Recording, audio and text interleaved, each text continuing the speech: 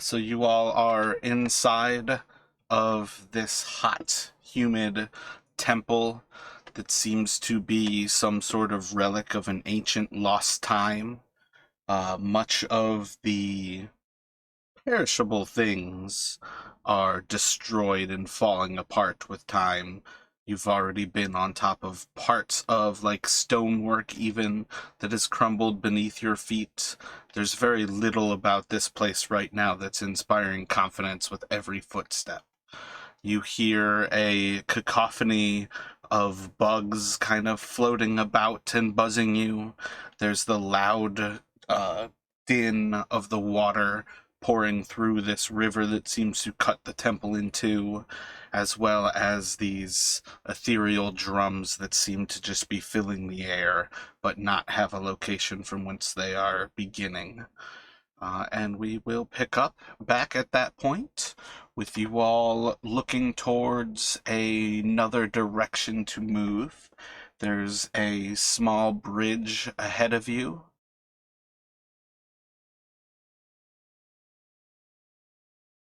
Another one of these decrepit ancient bridges. There's a pretty similar, about 10-foot span before you.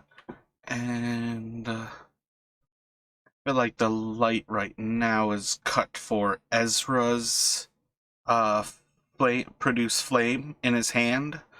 And I feel like Ella would doubled that maybe. Um Maybe that's why it's a 10-foot kind of that you all can see. But I think two people have torches here, so as well, once you guys kind of get a better sense and have the torches nearby, you would see that on the other side of this small bridge, there's more of this crumbling stonework, and there seems to be an alcove that, for now, seems to have a little bit of a glistening, but perhaps on this opposite side, there's a little alcove that has some treasures and gold just kind of beckoning to you to cross the way and leap over this uh oh man, void seems like the wrong word to use right now, but to leap over the bridge and commence forward.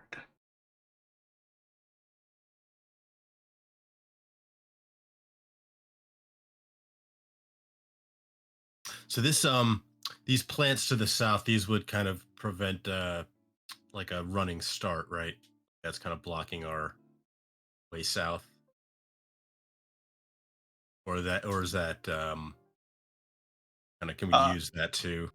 I believe essentially if you all clear everybody out of the way, there's no reason that you can't get a running start here. You essentially, as far as I know, need 10 feet to make a running start. So I would say where Ezra and Burke are standing, that's the 10 feet that it would take to leap over this bridge with next to no effort. Okay, so like yeah, standing at like the bottom of this where 5 feet where Burke is, yeah. Okay. All So right. again, it's one of those things where I feel like that was one of the points where I was waiting for the group to work with Ezra last time when he was looking across the bridge, like east to west, and I felt like the group was not like giving him the attention when he's like, "I think I'm gonna leap over this," and it kind of moved away from that idea because I think you're probably spot on, Justin. It's not a far gap to leap. This is a pretty regular jump for an adventure to do. All right.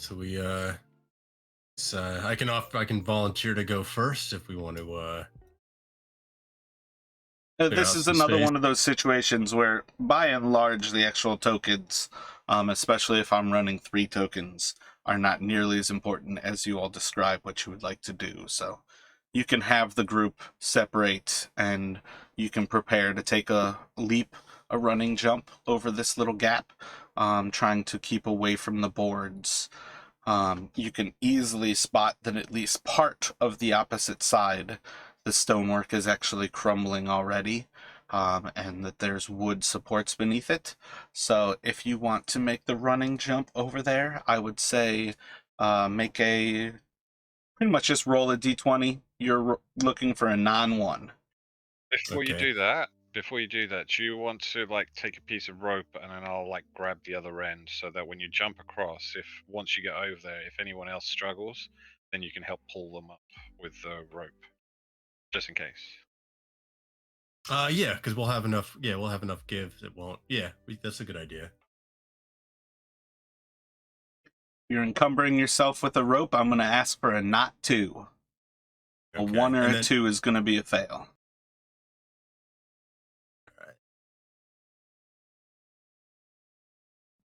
And it's just a straight d20. You leap across, light footed on the opposite side, trying to hang to the left side where there's less chance of hitting the stones that's already kind of failed. There's a little bit of slip to your feet as you get to the opposite side and kind of the moisture and the moss that's taking over this area. But you safely make it across and can step to the opposite side. Um, you would be without light there, basically having held just the rope there. But there's no reason that they can't toss a torch over. And as they do, you can start to see that there is an alcove filled with gold to the north of you, as well as what appears to be two more alcoves to the east, and perhaps doors, a double set of doors that seems to lead to the north.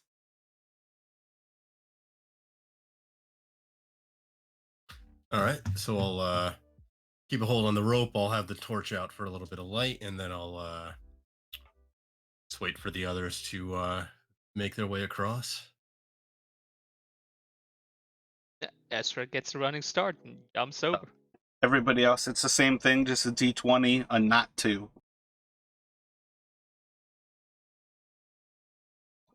Ezra can safely make it across.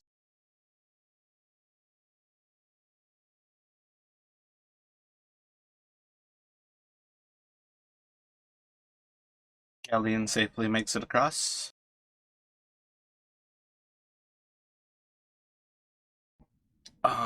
Let's do Burke, Victor, Ellawood.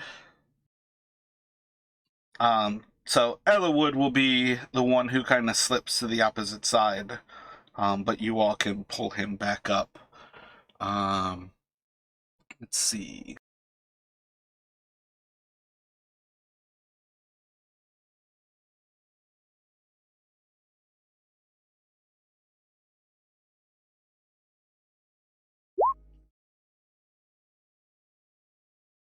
Yeah, so as he starts to slip, he's able to kind of prevent himself from slamming into some of the sharper rocks and pull himself up with the help of the others of you who will help him, and not take any damage from the fail. So from the opposite side, you all have about a 40 square foot area here. The doors to your northeast, and there seems to be three alcoves that are filled with treasures of varying kind of materials. Most of them seem to be gold and silver. Do we have a rogue with us? Yep, that's me. Um, I'm eyeing the alcoves with a mixture of suspicion and greed. Um, going to I will kind of carefully approach and try and see if I can spot any physical traps, like maybe trip wires or maybe anything in the wall to indicate possibly like needle holes or arrow slits or anything, I guess, of that nature. Doing what you can to avoid and look over everything. Doesn't seem to be any sign of traps here.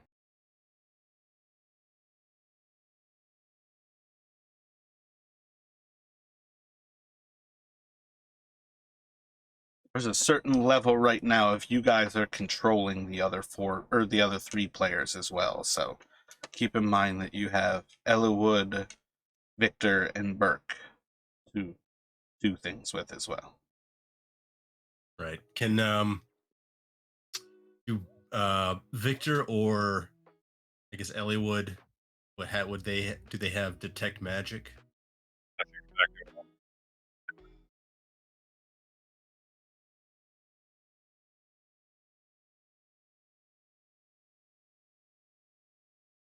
tempted to have Victor send you into the alcove, but I don't think he would actually do that. Killed you off one time and he stopped using them so much.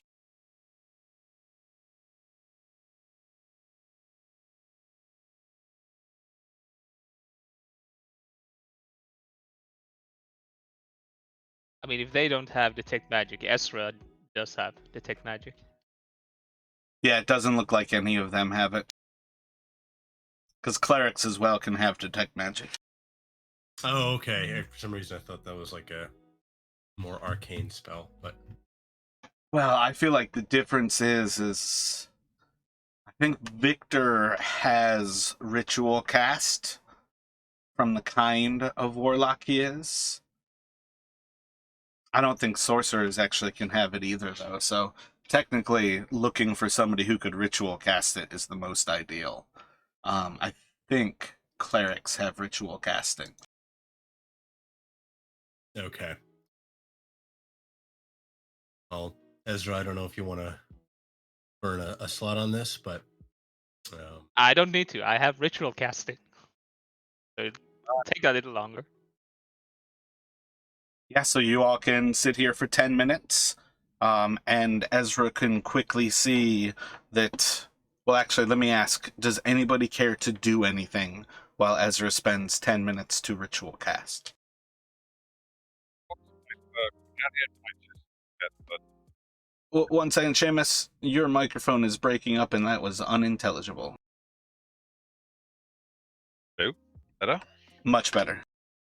Okay, so I was just going to say, Galleon would probably just go check out the door at the end, inspect for, I don't know, anything trappy, or if there are any signs or sigils on it. Roll an investigation.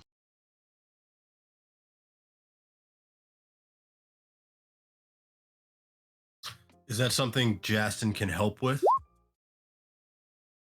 You can help him if you'd like. I mean, I guess I would just that would give him advantage, so it doesn't really matter, but based on that roll. Yeah, good roll What? for once. The help action and somebody who has, like, who is also looking are two different things. Like, you can always roll, so there's two people rolling, or you can give somebody advantage. That's the difference. Good point. But yeah, you can look over the door. It doesn't seem to be trapped.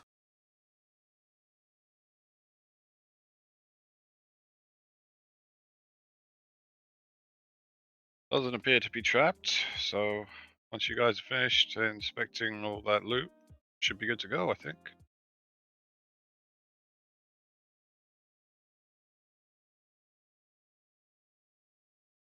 So if you all finish waiting the 10 minutes, Ezra can cast, and all three of these alcoves are emanating magic. And it actually seems to be a variance where the magic is changing pretty regularly. Did you say there was treasure in each one of these alcoves? All three of these alcoves have treasure in them. But the emanating magic is switching between each three. I think that it's my the type understanding? of magic seems to be so the magic is coming from all three, and the type of magic is changing. I think is the idea. Yeah, effectively, once he finishes casting it, he can see the aura that is what kind of magic it is emanating. And the magic is not steady, is perhaps another way of saying it, but it is changing. Can I see if it's like changing in a pattern or is it just changing at random? You can roll an intelligence.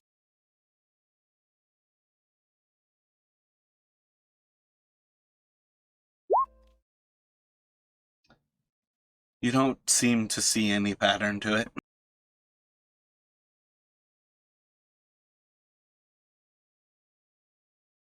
Ezra, the highly intelligent druid. Yeah. Just tell the party that doesn't seem to be changing in any special pattern, but it changes from one kind of magic to another. Magic's dangerous enough. Unstable magic is a whole other thing. My thoughts are, much as I'd like to get my hands on this, we might want to leave it alone, at least for now. I don't know. I don't know if we're going to have another chance to come by this. It seems very tempting to leave be.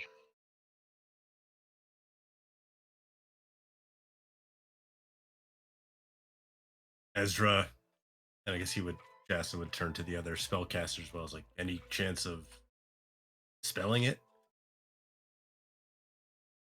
getting past it?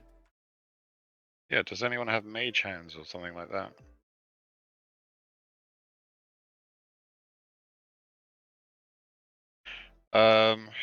Could Vox do his detect good or evil on these areas? Not sure how useful it'll be, but I'm kind of running out of ideas. You can proc it. Victor has Mage Hand as well, though.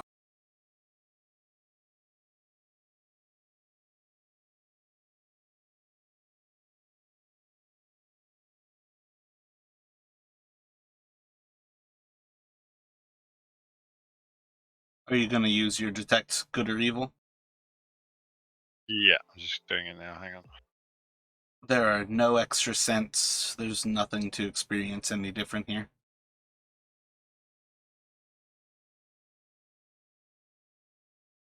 Oh well, worth a shot.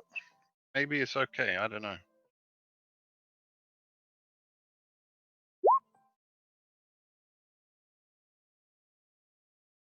Normally when I'm asking on stuff like that, it's more that you actually use the resource before I tell you.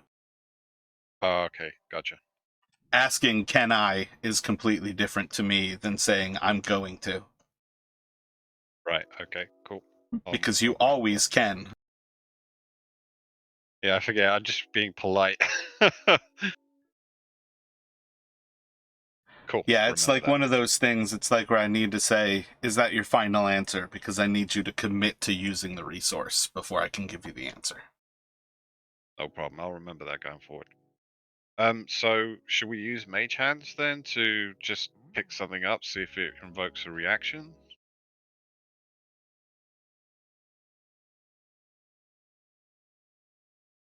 Maybe get a bit far away from this one to the above the bridge, and have Victor could try to send his mage hand in there. Everybody can move away. He goes to use Mage Hand, and the Mage Hand seems to disappear. As in, like, the hand goes into the alcove and disappears, or like the spell doesn't like go off the right way, or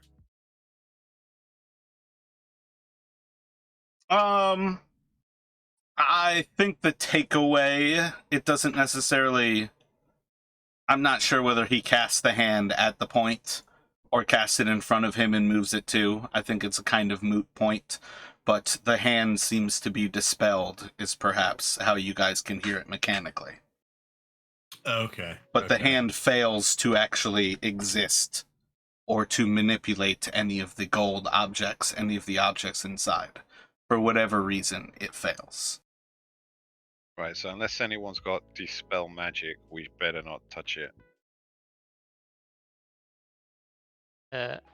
Ezra is gonna, because we haven't really asked what kind of things there are there. Treasure. I just want to take a look at the one in the alcove where Victor sent his mage hand.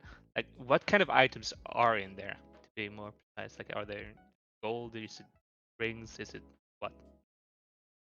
It seems to be a pretty large pile of like gold coin. There's things like goblets, but it's just like a varying. Seems like a pretty typical like looted treasure, and it seems to have just been stored in this little stone alcove.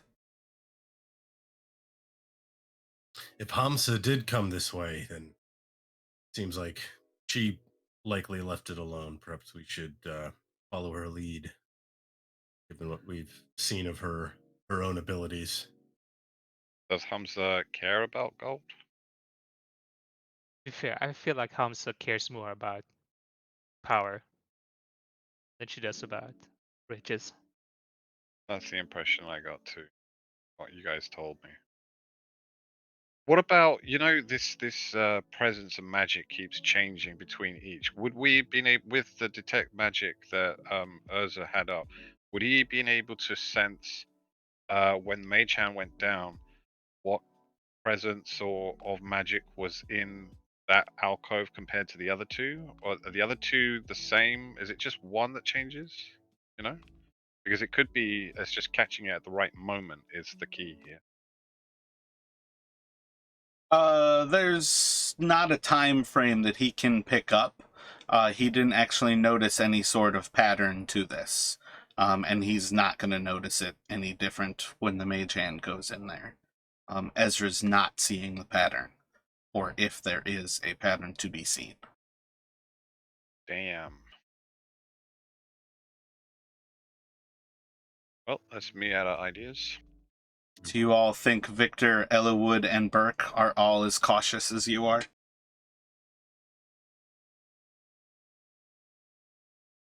Oh, that's very hard to say. I I feel have like maybe Victor would not be. Although maybe after having his spell failed would have made him a little more cautious. I feel like he wouldn't want to send you in. Like that was our suggestion to send him in any sort of harm's way anymore. who can summon familiar or something like that little. Yeah, that's you. When I say you, that's like why you. That's the name of his familiar. Okay, right. Of I Victor thought you were talking familiar. to me or something. No, sorry, Okay, it's cool. very confusing. Yeah, sorry, I should have explained that before. Gotcha. Yeah, All right, cool. that's been a fuck all of a incredibly hilarious moment of roleplay that has just become a thorn in all of our sides. I was so awkwardly being quiet at those moments because I was like, I'm not sure if he means me, but I'm not going to say anything. Okay, so that's not.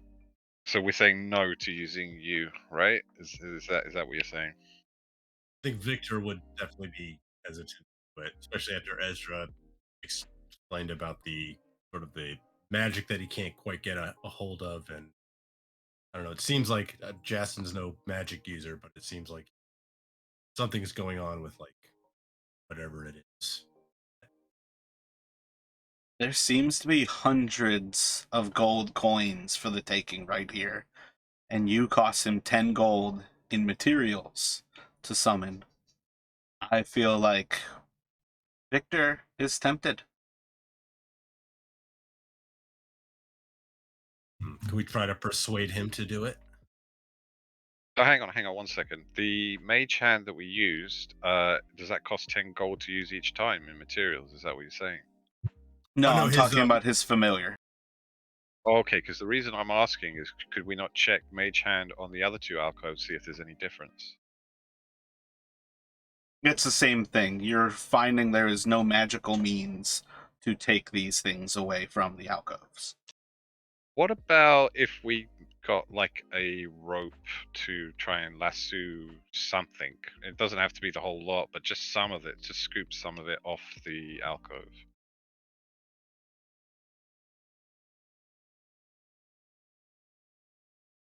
Are you going to throw a rope over some of it and try to drag it out of the alcove? We have more rope, guys, right? I'm not the only one carrying rope at the minute. Is that correct? Yeah, no, I also have some rope. Yeah, go for it. I'd like to see what happens. Go for it. You're telling them to do it, or you are going to do it? Yeah. So I'll lasso some of my rope, to try and pull some out. Roll a d6 for me.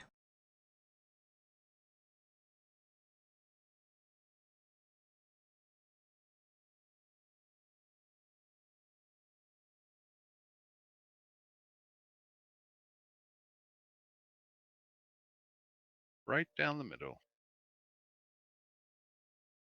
As you pull it out, you hear clinging of coins as they drop to the ground. a small goblet, and just a few other pieces of like gold material. Jackpot! I think. If Ezra's spell is detect magic is still up, once the items essentially come out of the alcove, does he sense any change in the magic, I don't know, field or aura or whatever it would be? The aura seems to be in the alcove, but with everything removed, they don't seem to emanate any sort of aura.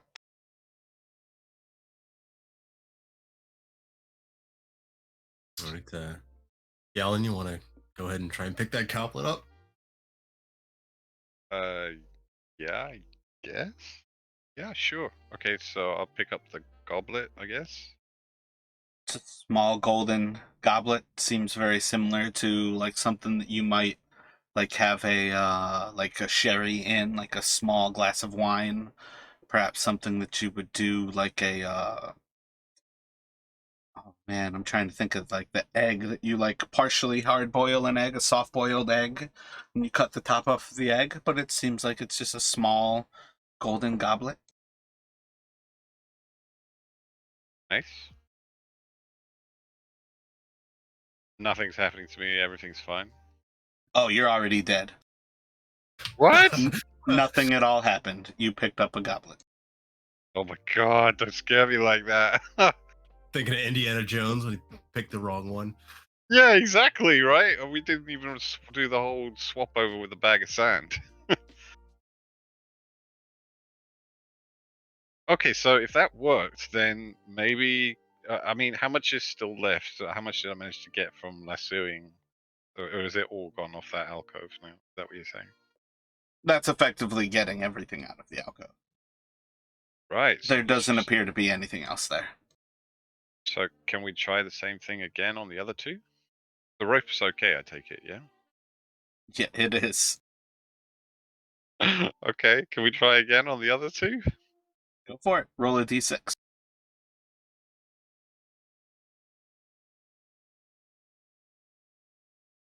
I guess he has to work on scooping up the just like the loose gold coins, I guess, that were got dislodged with the goblet. Total value of those items are 52 gold pieces from that southern alcove. So yeah, you can pull the items out of that northern alcove. And again, coins and the objects fall to the ground, and nothing seems to happen. I'm really unnerved by all this rolling and like we're getting away with this so far, but seeing as we're okay, I'm just gonna shrug my shoulders and think, oh, what the heck, might as well continue then, and I'll do the last one if that's okay. Roll a d6. God, let's hope this works out.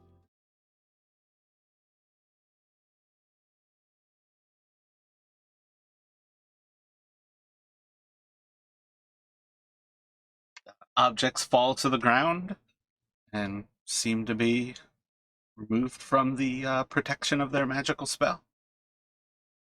Well, hey, just a little bit of old-fashioned Indiana Jones work, and there you have it. So, what's the total net value we managed to scoop up then? The first set was 52 gold pieces, the second set was 32 gold pieces, and the final set was 160 gold pieces.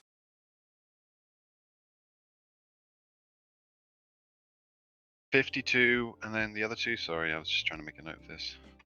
52, 32, 160. Oh, sorry, I didn't catch that. It's I think 242 all told. My math is right. That sounds good Or enough. 240. Sorry, 244. I don't care about the math in the least bit. It sounds good enough. Cool. How are you guys divvying up loot? I heard you said before you had a loot pouch for all three of us, or I mean, sorry, all for the whole party, or do we just split it? How do you guys do it? Yeah, we've been using a party loot list. So usually Larry Burke takes care of that, but I can take that on for this this session. And then, just so I'm clear how this works, when you guys want to ever buy items and stuff, do you just ask to take it out of that, or you keep your own separate money aside as well, or what? Typically, we're for most stuff we keep in the party loot. Like items and stuff. I think would be better to hand out, but in terms of gold and stuff, typically put it in the party loot list and then you know spend out of that. Okay, cool. So if we're in town and let's say I need to get new armor or something, I just ask if I can take X amount out. It's assuming there's enough to split between everybody, kind of thing. I'm Yeah, just saying hypothetically. yeah, that's kind of how we've been doing it so far. Yeah. If you're looking for armor, the best thing that I would say is you need to convince the group that buying the armor is a good investment for the group. That's where I think it would say to leave things, is that by using a group list, you guys are preparing for this idea that, if you have 15,000 gold and you want to spend 2,000 on armor, it's probably not going to be too difficult to convince them to do that, and it would be the same as if you actually had 2,300 gold that went into getting that 15,000. So, in the long run, I think this is the exact same thing as just divvying it up, but it's one of those things that at points the group can definitely lean into somebody's expenditures, because there's some characters who don't need to expend money all that much. There's other characters who just need to expend little bits pretty much constantly. The party loot list just leaves that for the group's good is always the best good. Right, because the only thing I would ever be interested in building towards is plate armor. But other than that, it'd be whatever picks up along the way, sort of I thing. mean, you say that unless you actually see a magical armor along the way. Yeah, exactly. Okay, cool. It was just good to know, so at least I know going forward. Good trick with the rope there, Galen. Yeah, I surprised myself. Didn't think I had the brains for that kind of ingenuity, but even I can surprise myself, I guess, sometimes too. Ezra, roll an intelligence for me.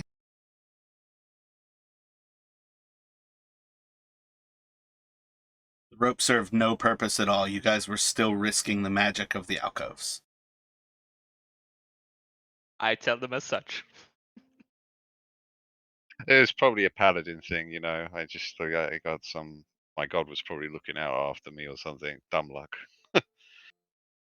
Well, let's hope that luck holds. Well, Yeah, man. luck is also a kind of skill. I shrug my hands and say, "Right, so should we move on?" You see anything about this door? Or are we good to try and go through? I think we're good to move through. From my investigation, I couldn't see anything wrong with it. No markings of any worth notes. So yeah, have at it. I think. Yeah, Jessim, Ezra wait. opens the door. Oh, sorry. No, go ahead, Ezra. I was just gonna say Ezra opens the door.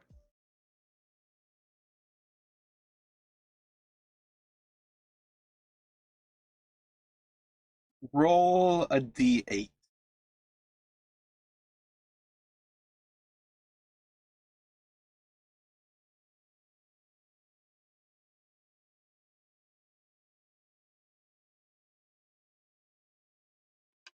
As the door opens for you, you see about a 30-foot square area that has another set of very similar double doors on the opposite side to the north of you. Um, Otherwise, seems like just a little hallway. Wait a second. Was that door always there, or did that just appear? What just happened?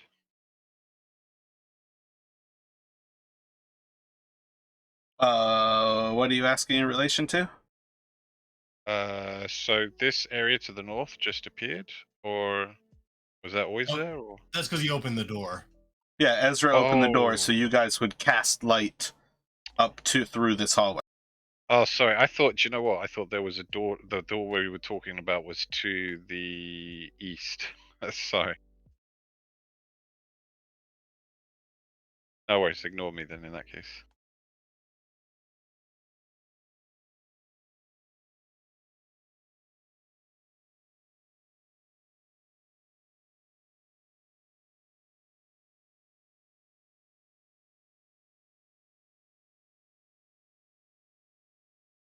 What are y'all thinking? Maybe after Ezra opens the door, Gaston's going to start moving in, looking for, trying to keep an eye out for any traps, like, I don't know, pressure plates or tripwires or. You can roll an investigation as you take like a few minutes to search through this room. Yeesh. Doesn't seem to be trapped. All right, so I will, confident that I would have found anything, I will continue on towards the other doors. Um, maybe pause and try and listen to see if I hear anything on the other side if I get there without actually tripping anything. You're like, let me get a perception from you on this one. It's hard to say. There's a lot of noise in this place. There's bugs bothering you, the water and the drums. You pick up perhaps a little bit of maybe just a drip, like a very steady drip, drip, drip.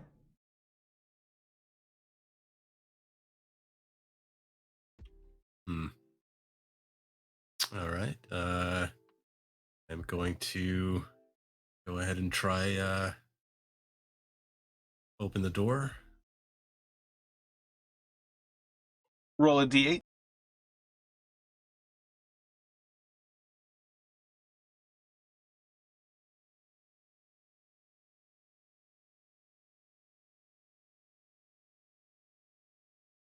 As you open the door, you see a circular room, about 60 or 80 square feet, about 30-foot diameter. There's a double set of doors to the west of you, a double set of doors to the east of you, and the central part of this circle seems to be a shallow pool of water. And there's some plant growth around the edges of this area, but other than that, it seems to be a little circular room that's almost designed to be some sort of pool. Okay. Can I, looking up at towards like the ceiling, do I see anything that would explain the sort of slight dripping I heard? Like, is there some water coming from above or? You can see the source of the drip is definitely above this pool, and it just seems to be collecting into the central area. Okay. I'll sort of move and sort of wave the others. They can come on in. I don't see, haven't spotted anything that would give me pause. So right or left? Flip a coin time, I think.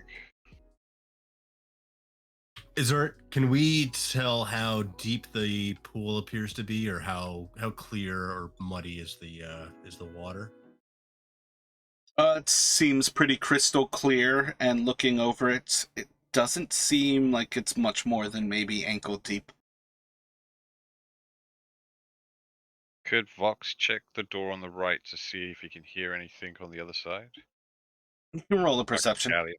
Jesus, gotta stop doing that. Ezra, you're probably towards the end of your detect magic, but let me have you roll. Do like a d20, DC like 17, it's still rolling.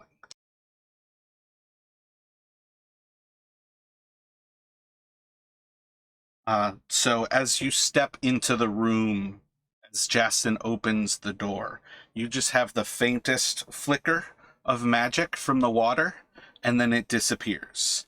But that's like your spell dropping more than like anything actually changing in the environment ahead of you. Hey guys, the water seems to be something magic about it. Don't really know what yet. But if we want to find out, I could do take magic again.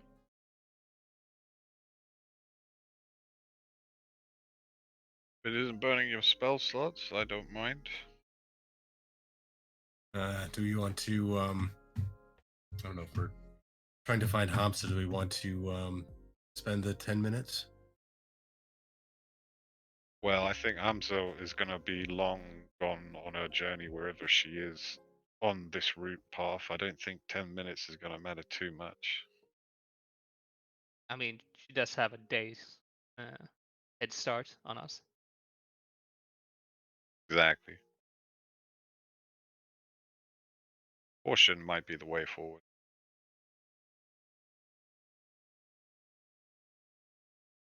Lord knows, I know from my recent adventures, going headfirst into situations has not always been the best route forward. Some things are paid dearly with. Sort of learning from these mistakes slowly. Ezra's gonna sit down and start doing a ritual for detect magic. So Galleon can listen to the door to the right. Seems silent. Jason would do the same thing to the left as, as Ezra's preparing his spell. Hear the rumbling of the river on the other side, but it's difficult to make anything out with the river. And it's not necessarily surprising to know that going to the west is going towards that river. Right, okay.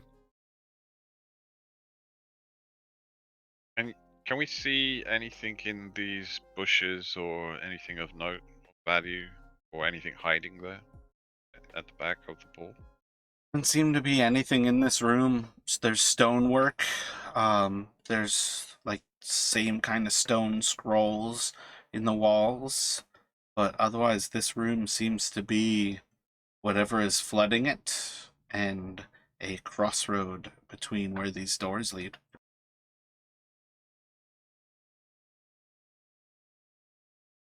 Is the pool touching any of the the the, the fauna? Is it flora or fauna? The leaves or the bushy stuff on the edge. Flora. Most of them on some level are reaching into the water and they seem to be vitalized from it. But you know pretty well from the feel of this place that they can probably also draw water just from the air. Right, but the pool itself, its touching doesn't seem to be affecting it in any negative way.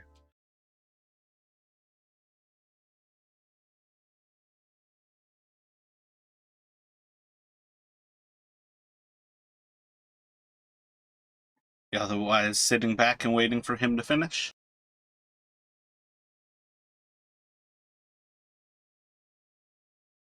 Think so? Yeah, I guess, yeah. Once you finish casting Ezra, you see the pool seems to emanate a transmutation magic. I tell the others, yeah, use the emanate transmutation magic, guys. So I would caution about drinking it. What does transmutation magic usually do?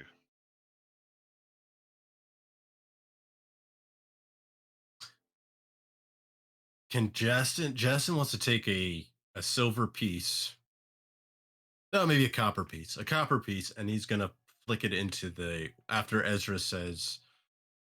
tells him what he found, he's gonna flick it into the water. Let's just see what happens. If anything. Falls to the stone floor, and nothing seems to happen. Hmm.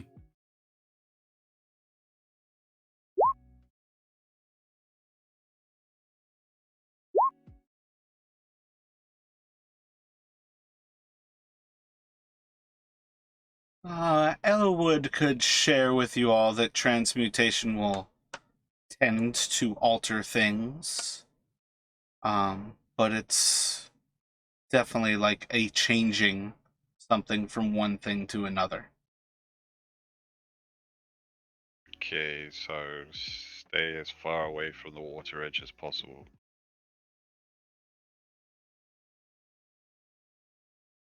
Which way do we want to go then? Left or right? Well, left seems to head back towards the river. Not sure which where the right will bring us. Suppose it's just about a coin flip at this point. Suppose if neither door is trapped, we could have a look through each side and then pick which one after, from depending on what we see.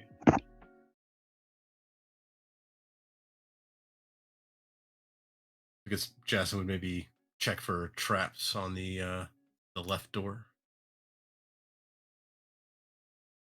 Are you both looking for traps on each door? Or is it just Jason at this point? Yeah, I can check for traps on the other side. We have both of you do investigations.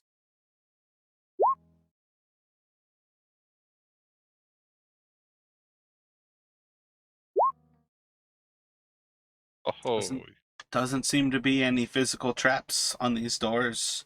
They're pretty simple, like locking mechanisms that hold them shut, but doesn't seem to be anything trapped necessarily.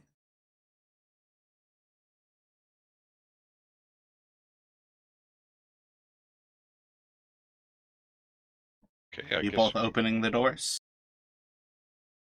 maybe should we do one at a time? And That seems prudent. yeah, Which one are you opening? All right, Jason's gonna flip a coin. Odds for the left, evens for the right.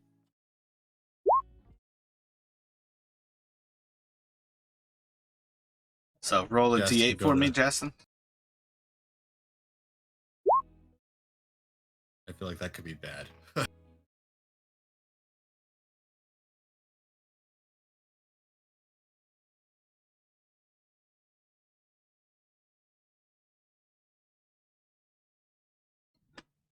The doors open. You see a long stone corridor that seems to open up into a little bit more of the like a stone bridge that crosses over, and you can just make out the other side of the river as it enters back into what appears to be another stone corridor.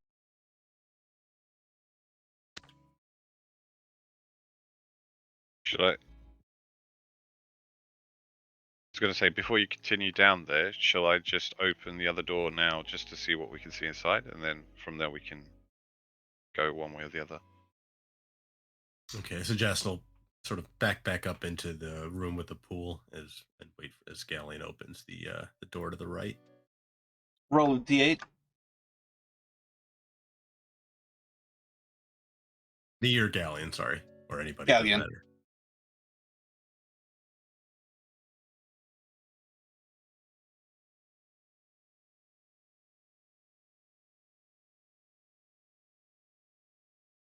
As you open up the door, you see a small stone corridor. There are metal bars that seem to block off another alcove to the east, and the corridor seems to continue to the north, about 5 or 10 feet in front of you.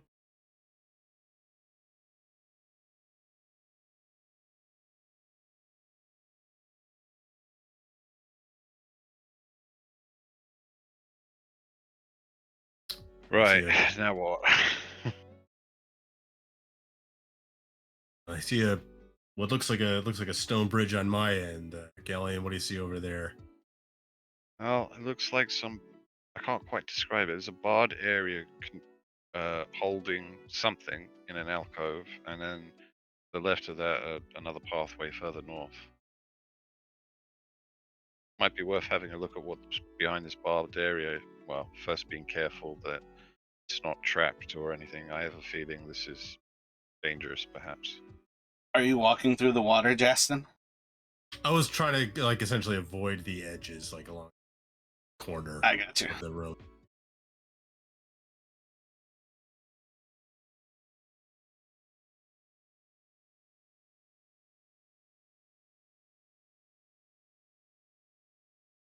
Can we see anything through the metal bars?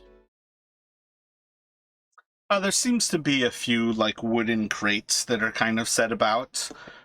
You can't quite tell whether it's set up so there's like small beds in this area or if they're actually holding something.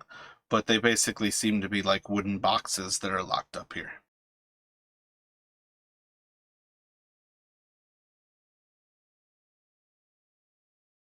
Can we see anything on like the floors just before the bars, like any points of like that could set off a trap or something like that if we were to approach the bars? You can roll an investigation.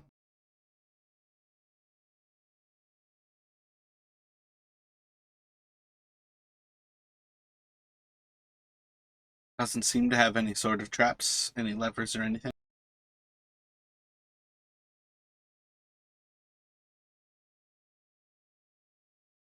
And the bars, do they look pretty solid, like very good condition, like sturdy, before I would go up there and inspect them?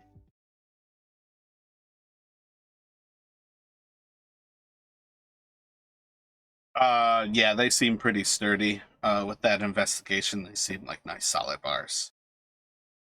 It seems that maybe it's a jail cell or something of that sort.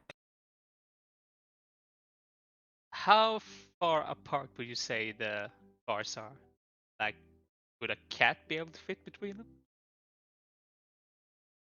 You could probably fit through in cat form.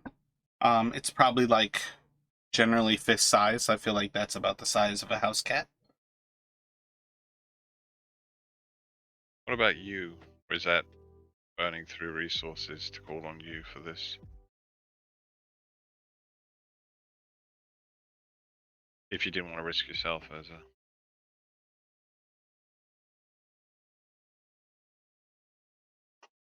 You is only a resource if he dies.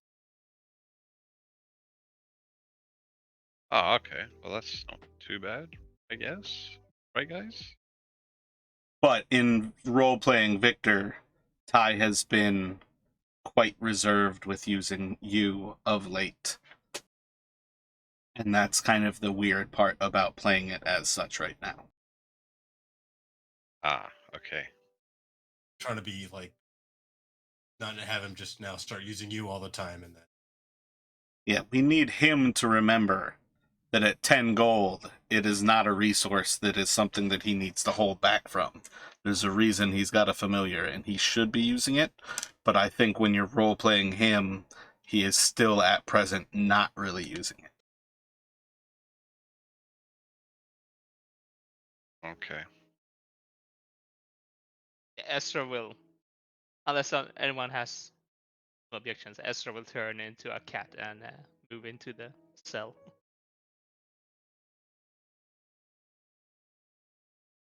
Well, I So can't squeeze through there. yeah, the only other thing I could do is Misty Step, but I've only got one spell slot left, so I would only be able to get there, not back, so... And it feels quite wasteful to use it just for that.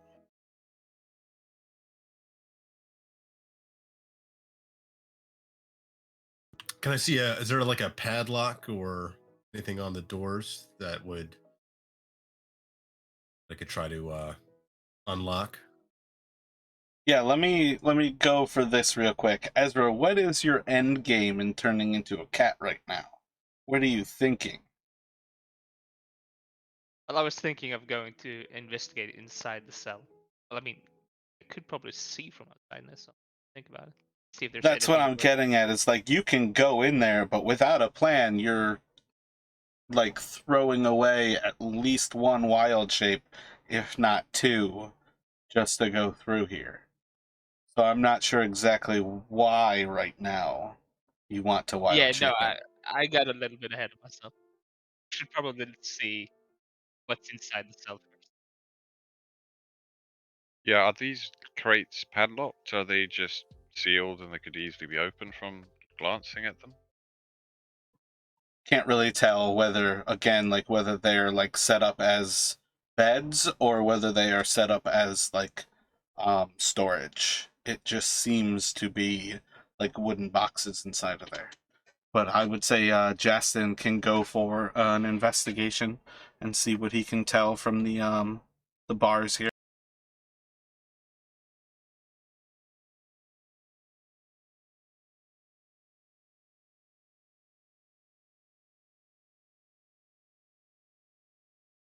Looking through, they've got a little bit of a complicated lock to them. It's nothing that is beyond your skill level, but it'll certainly take some effort to be able to release them and open the gate. Justin, you have a +8 investigation. From now on, you investigate everything, my friend. Compared to my +1. That's where your patience comes in. Got it. All right, I am going to attempt to. I'm going to let the others know to. I'm going to try and see if I can get this lock picked, and then I will attempt to. Roll 4d6 for me.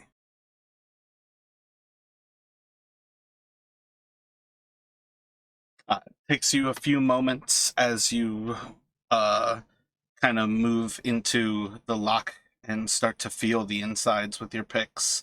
You're able to move a few of the tumblers and get them kind of latched into place with a little bit of pressure to the side.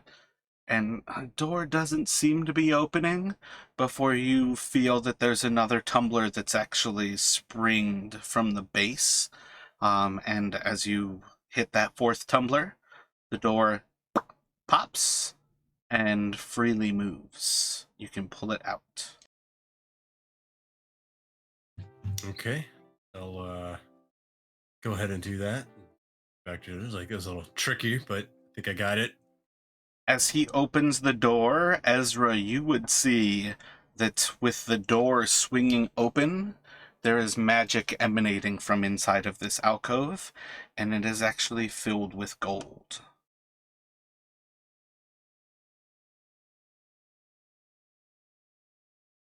I tell Justin about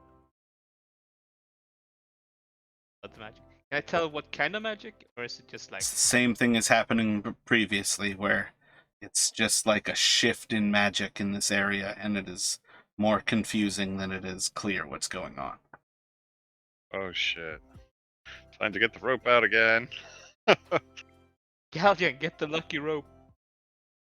Oh god, should I try it or should I? Are we pushing my luck now? Seemed to work the last few times, so I think Justin's greed is going to get the better of him, and he's going to suggest they try it again. Okay. Ganion's gonna like kiss his symbol to his god and like kind of look up and say, "Don't fail me now."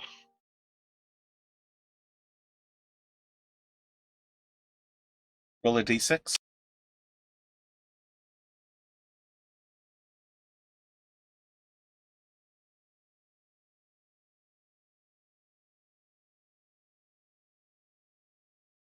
Drag a pile of coin and treasure out of the alcove. The magic seems to dissipate, and the gold inside that you missed seems to disappear. And you've got a pile of gold that you've brought outside of it. You know, in like Space Jam, where the bugs is like the magic water. This is so like that with the rope. I have not seen Space Jam since it was in theaters in Medina, Ohio. Yeah, like many years ago. But it basically the idea was like the team think they're terrible and they can't play, and then they give Michael Jordan special magic water, and then they all start playing great, but it's just regular water. So right now the rope is like saving our butts, but really it's got nothing to do with it. But same sort of That's thing. what Ezra told you before. The rope prevented none of the danger of messing with the magic. It's just like in a mental crutch. Yeah, this rope. Remind me to give it a good name later on. You guys go to collect the coins. There are 232 gold worth of coins in this pile. Nice. All right. Looks like there may be. Looks like it could be another set of bars up there ahead of us. Yeah, you can spot to the north there's another alcove, likely in the same setup as this one to the north. There is a pathway west of it where the hall seems to continue out, as well as you're pretty sure there's another set of double doors to the north. All right. So I'm going to start moving towards the north. Kind of checking for traps as I go. Hoping to essentially get to where I can see what might be on the other side. So let me ask you all, do you remember who Hamsa was going after searching for this?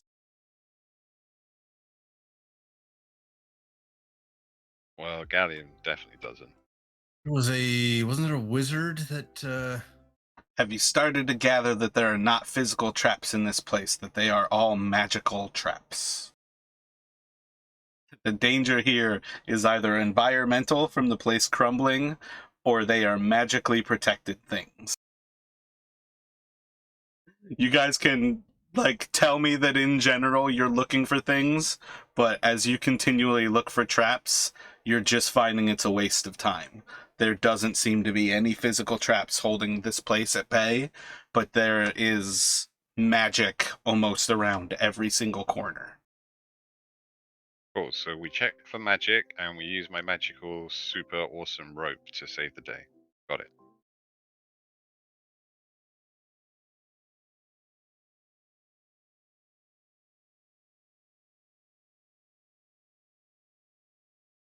Oh, same thing again. Another alcove with bars. perhaps we shouldn't press our luck?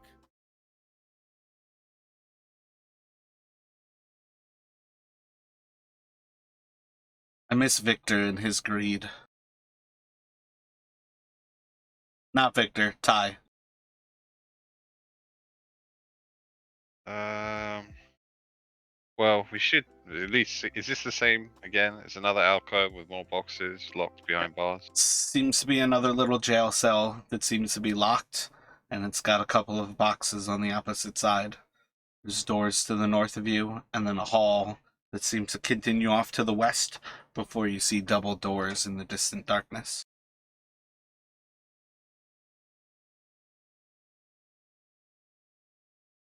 I am super torn right now, guys. What do you guys think?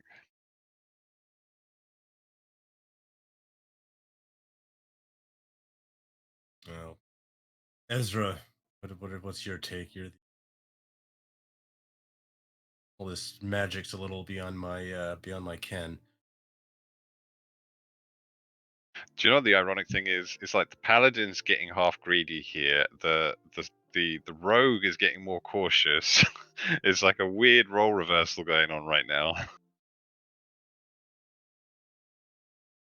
Challenge stereotypes. Exactly.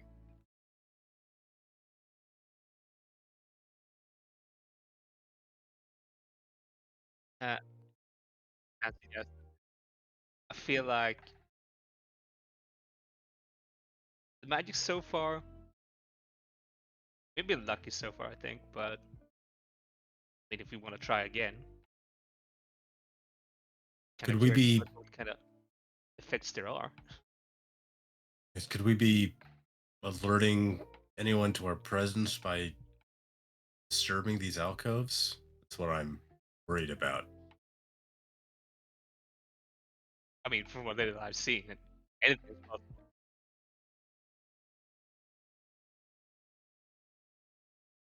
Sorry, I didn't catch that, Chris.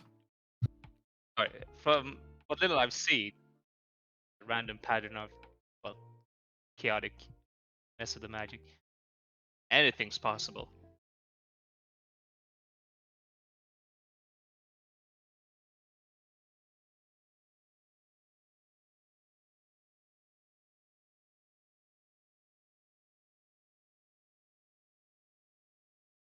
Should we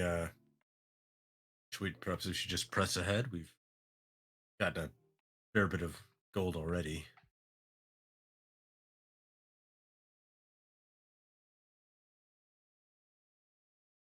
Yeah, I'm all for pressing ahead. I'll go It's with gonna cost majority. on the next spend. Yeah, I'll go with majority's decision. If you guys want to move ahead and not risk it, fair enough. There's always more gold to be had down the line, right? This place seems like it's been here a long time. Perhaps this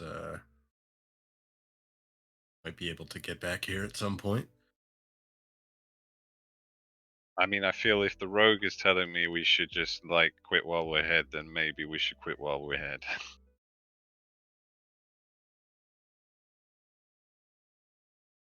All right, so I'm going to head up to these doors to the north here.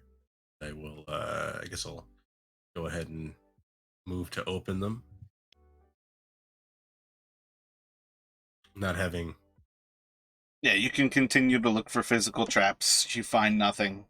Take a few moments to look over the mechanism. It's a very simple locking mechanism where it's just essentially like a bar dropping on the other side.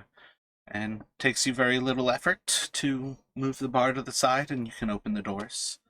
See a small room, about 60 square feet. It is it has a door to the northeast corner, as well as a desk with a chair on the northern side, and then a few crates about. All of it seems to be wood inside of this stone room.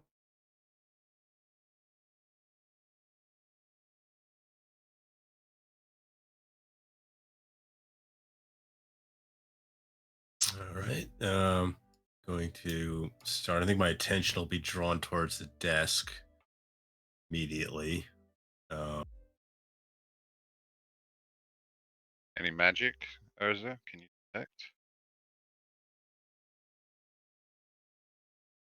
Um, this whole room seems to have a field of magic about it. I knew it.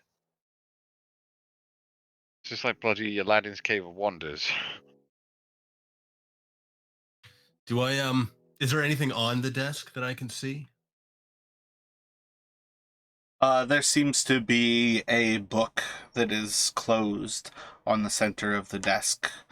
Other than that, there's like little things like a little ink pot and an old feather. All right. I'm gonna adjust and I'll turn back towards Ezra. Anything coming from that book in particular? Anything coming from that book in particular? I mean, the whole room was suffused in a magic aura, right? Can I Yeah, I tell? don't think you're gonna get anything special from the book. Yeah, I can't tell. Magic in the entire room. Can we read what's on the front of the book at least? Like, not without touching it. Yes, I think Jason would try and essentially get close enough to see if he can see any writing on it without touching it. Make an intelligence check.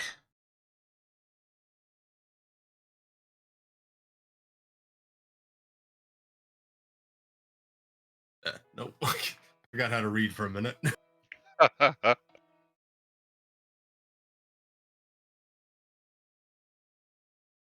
No, yeah, there's nothing that you can really make out about it. It doesn't seem to have any markings on the front, on the spine. It just seems to be a leather-bound book, about like 6 inches wide, about 8 inches tall, and maybe an inch deep. This feels like a wizard's temptation for like a book of spells or something, or possible, but at risk of danger.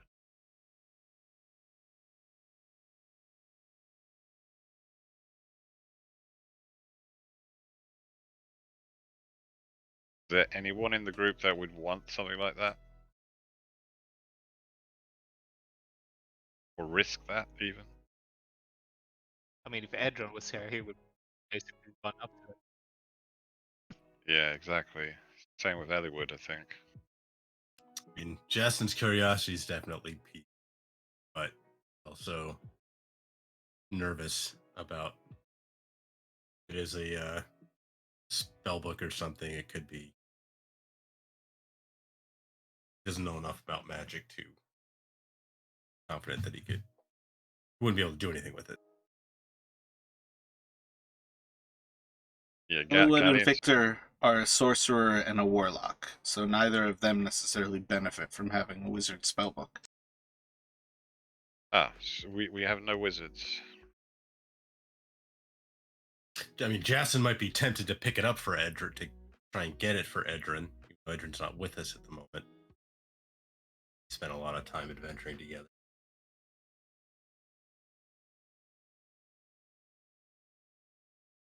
Are you tempted enough that you pick it up? I'm gonna roll a d4 because I'm like split 50-50. So odds I decide I am gonna try and pick it up, evens I don't. All right, discretion's gonna be the better part of valor for now. Edra never gets any new books. Is Edra a wizard? Yeah, he's the wizard I started out as playing as. Okay. What is he? Is he in? I mean, is he likely to be back in our party? Right? Like he's just away this week, sort of thing. Is that it? And he's in the E party, basically. The allies. Oh, he's not. He's not actually a player. It's Chris's alternate character. How does that work? So he plays two characters? We haven't really played with them in sort of a while. I think we originally did it as almost like a one-off when there are a couple people who are going to be gone, and we set up sort of alternate characters, and they eventually all kind of met together in Phandalin. But now we've been sort of playing with this group for a while. But like they're kind of alternate characters that could possibly be brought in if something happens to like the main character, something like that. Okay. All right. Yeah. I was going to say if it was someone in the party that's actively playing, I would probably risk my lucky rope, but I think that's not probably worth it just for a maybe character. Cool. There was a bookshop to the left of us in the room. Your mic's dropping out again, but no, it's just like cases. It's not like a bookshelf. It's more just like random boxes almost. Can we inspect the box, or I don't know, Justin? Do you want to inspect the boxes? Yeah, so having decided to leave the book on the desk alone, I guess Jason would kind of move and see if he can see anything interesting about these crates or Start to go through them, and the wood's just crumbling at your touch. It's like all of the like fibrous material is all that remains. There's nothing that's actually like substantial to the wood. It just all kind of crumbles in your hand.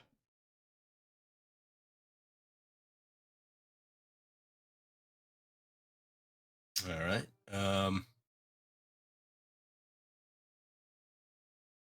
Is there anything, I guess, do I see anything within? Sorry, were these like crates or just like wooden sort of?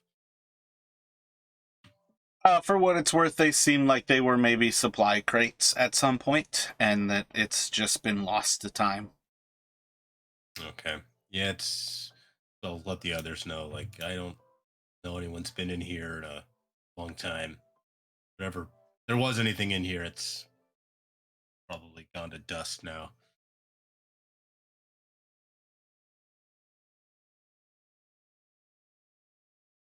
Then I guess we move on. Actually, Ezra is pretty curious about the book. As he's been staring at it for a moment. He's gonna go over and pick it up. Roll a d6 for me. Oh shit, Ezra, can you use stuff like that? Use You it. pick up the book. You see the magic seems to dissipate a little bit. Um, but you do feel that this desk in this room is quite substantial, quite solid, doesn't seem affected the same way with time. But you've got the book in your hand.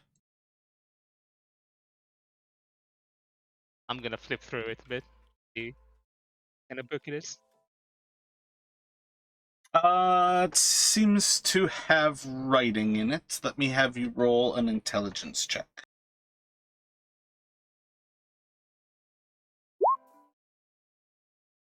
The writing seems illegible to you. Very bad handwriting.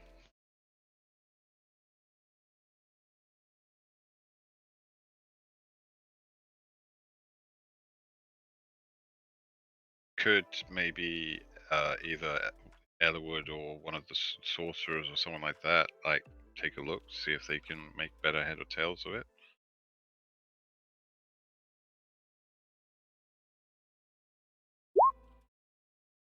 They both look through it and can't make anything out of the writing.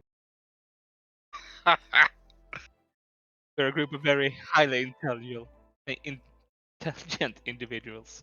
I think Jason is the most intelligent character in this group. I think so too.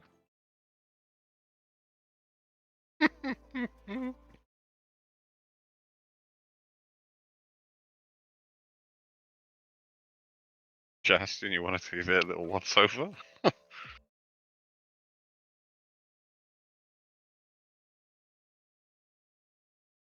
right, so I guess, well, Justin doubts he'll be able to make anything out of it, but he was willing to take a look.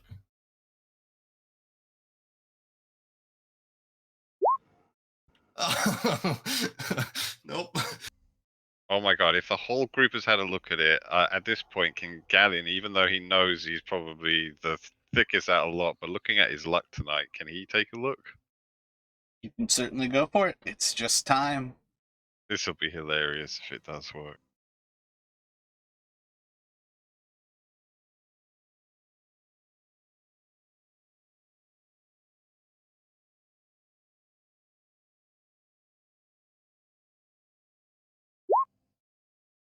Nope! Oh, I love it. I just imagine us all like, passing around the book going, yes, words.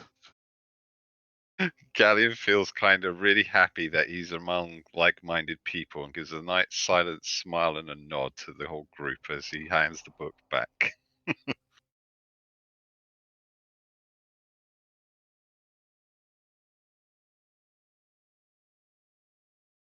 Well, that was fun. Should we move on?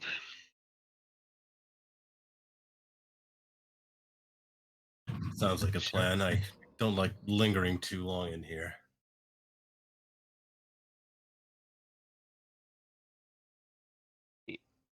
Actually, is a door north of the room? There is indeed on the northeast side. Oh, shoot. Okay, didn't even see that. Yep, forgot about that. He mentioned that. Forgot about it. Ezra is gonna open the door. It opens without much effort. There seems to be a few beds like laid down on the ground. There's little that kind of remains in this room. It just seems like it was a place that at some point was like a little bit of a resting quarters. And everything seems consumed by time.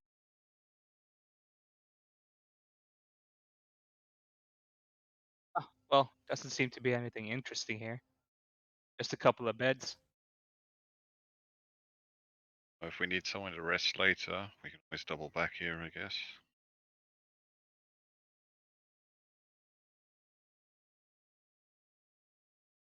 Do you guys want to continue down this path or go back around the other way to where the waterfall was, by the way? Just checking.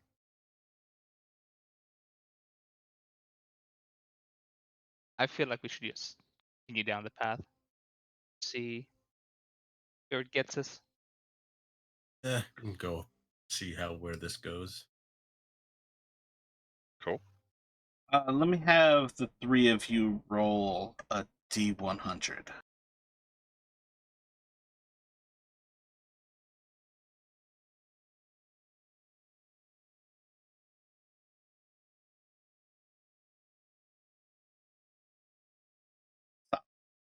So you see a long corridor ahead of you, and the doors seem to be a double set of doors on the opposite side, about 50 feet to, or not 50 feet, about 30 feet away.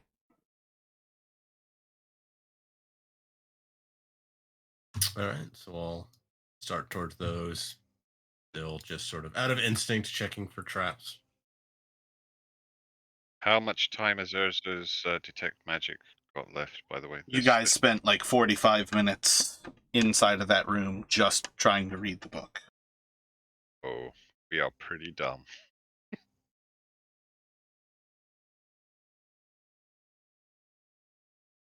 How long does that detect magic last for? 10 minutes. 10 minutes. Cool. Good to know. So I'm gonna go ahead and try to move to open these doors. Roll a d6 for me. D8, my bad. They open without much effort. As you open them, the roar of the river gets a little bit louder. You see ahead of you a pillar that kind of drops off on the opposite side of it, down, relatively sure that you've come back to the river. The stone seems to work up to the north from where you're at, and you see the first signs of a little bit of wood that seems to perhaps span across the void.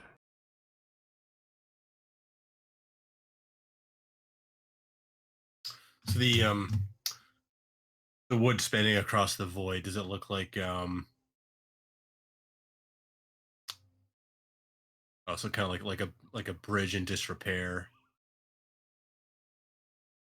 Or that I think it's safer to say that you can tell that this seems to be a makeshift thing that was thrown across and made into a function of a bridge, but it is certainly not in disrepair. It's never been in repair to start with. Can I see what's down in the southwest corner? There's not like anything to see. That's like into the void of the river. Okay, cool. And there's double doors to the northeast.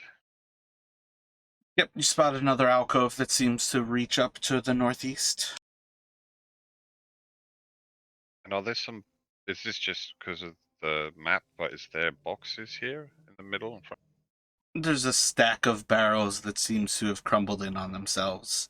Like most of the wood in this place, they're disintegrating. If you just touch them, they just turn into just a mush. Should we see what's in the double doors before venturing across that bridge?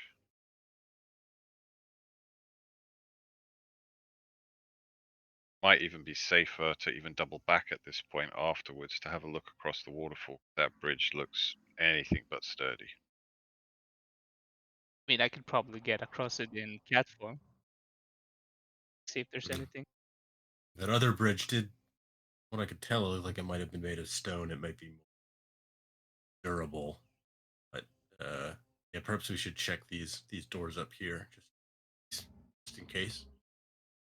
Yeah, and then you can always check in cat form afterwards if you want, just to see what's over there.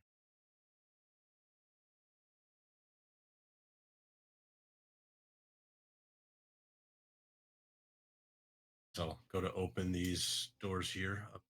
Spend a few moments looking for any sort of traps or mechanical. Doesn't seem to be anything. After a few moments, you're able to isolate that there is a lock to these. Another very simple setup. But if you would like to open them, roll a d8 for me.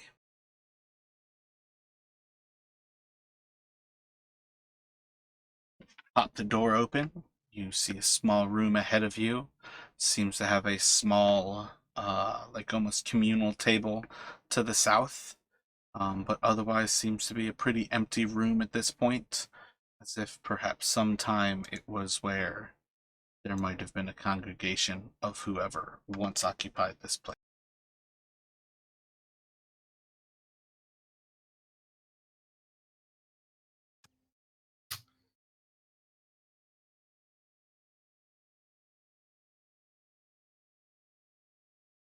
And I don't. Do I see anything on the table?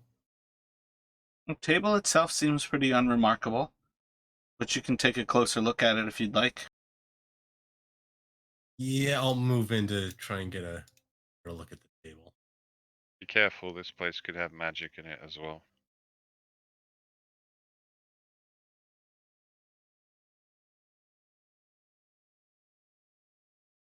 So are you just looking over it? Are you going, are you touching anything on it? I feel like this is kind of the point where there might be a loss in my communication and what you all are doing. I think you all have gathered that when you found things, it's not immediately visible to you, and there's a level of, you guys have seen every bit of wood in this place has disintegrated. So when you find stuff that is wooden and is not disintegrated, perhaps there is something extra about it.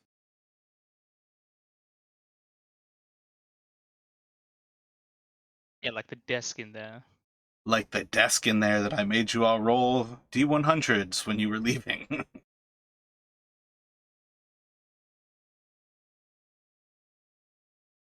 Got a bad feeling about this. Why do you guys have a bad feeling about this place? You found nothing but treasure so far. I don't know, it's kind of like the calm before the storm.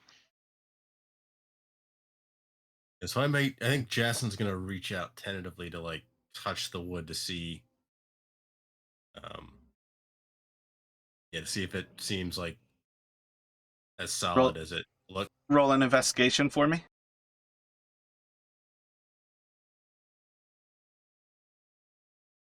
So as you reach out, the desk seems to be an illusion, and you're able to actually feel that there is something sitting on it. There seems to be like a latch or a lever, maybe, that you've reached out and touched, but you cannot see.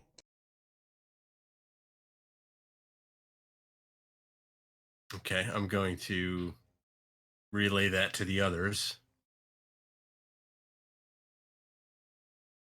What are you gonna do? Pull the lever? Or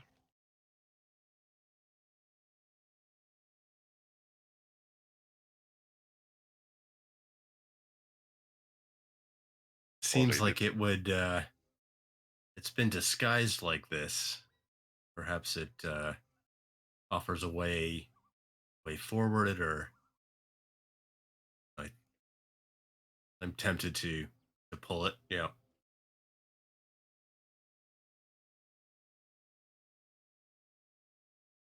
Any objections? No objection from me. Same here, buddy.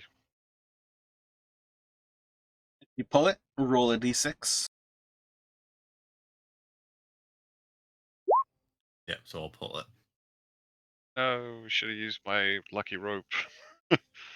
As you pull the lever, the table seems to disappear as the illusion drops.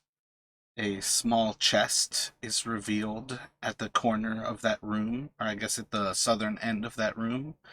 And you see inside of the chest there is a roll of parchment and two red glass vials.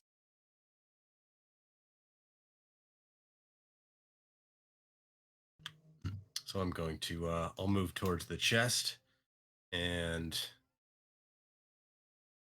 um I'm going to does the because I'll reach in to try and pull one of the vials out first. Seems like a little potion of healing from all of your from all of your experience with them. Okay. And can I attempt to see the without touching it yet, the whether the roll of parchment, does it appear to be like crumbly, or like if I, 'cause I'm afraid if I touch it, it's going to like crumble to dust. Can I get any sense of how so well preserved it is within this chest? I don't see how you would gain that sense, but if you can describe it to me, we can possibly go forward with that. It's like, does the parchment appear like really yellowed? Is it like, are there like does it seem to be like crumbling at the edges? Anything that sort of indicates that it's been um those are really the only things I can think of that would be like visual cues. I feel like those are pretty normal things to see in parchment, anyways. Yeah, that's true. I don't think parchment will tend to have like uniform edges. I don't think parchment has a uniform color other than kind of that yellowing. So I would say no, there's no reason for you to have any idea whether you can touch this thing or whether it will disintegrate. Okay. Am I able to sort of look at it closely enough to try and make out any writing on it again without before touching it? It's rolled, so Oh, there's nothing to okay. really be seen. I feel Yep. like you were trying to convince Victor to use a mage hand. Yeah, to see if it could pick up the parchment and maybe unfurl it spectrally. So He picks up the parchment. It's a scroll. Your paranoia is tantamount. I don't know why you would think that the mage hand picking up the parchment would have any other effect than if you had touched it, but it's the exact same thing. He's got a parchment. It is a scroll. Um, you guys can look and pass it around the group. Burke is the only one who understands it. It is a scroll of guiding bolt, first level.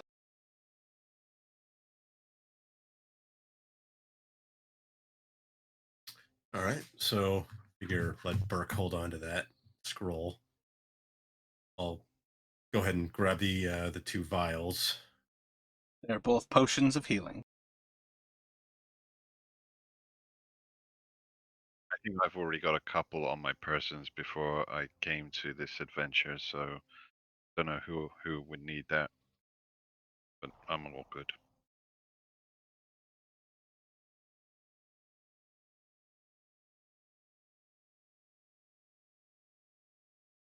All right. So Ezra, I'll give you one. I'll hold on to the other one for now. When other people are back later on, we can evaluate. But Okay, thank you. all right. So do you want to double back and try and see if there's possibly a safer way across the river?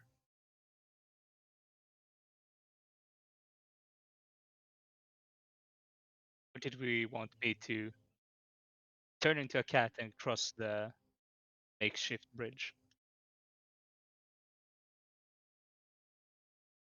If you want to do it, it's up to you.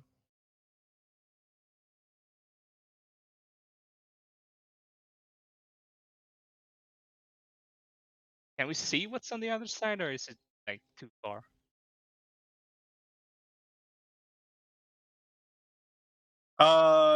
You can make out some pretty similar pillars and essentially like the landing on the other side, but I've revealed like where your actual light goes. Everything else would be dim light.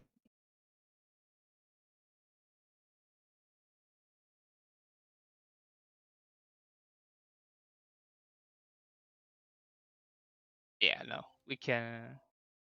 If it's important, we can come back later. I think we should check out the other way.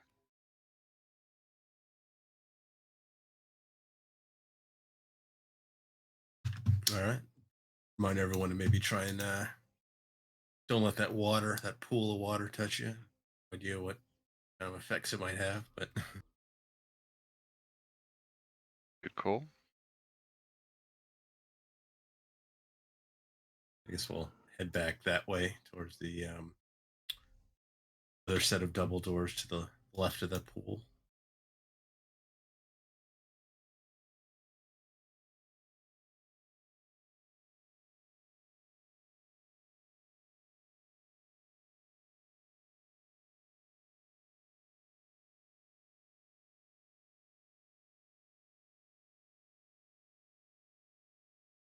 Start moving our way towards the looked like possibly a stone bridge or Yep, you see the bridge is probably about 25, 30 feet across as it crosses over the river. Uh-huh.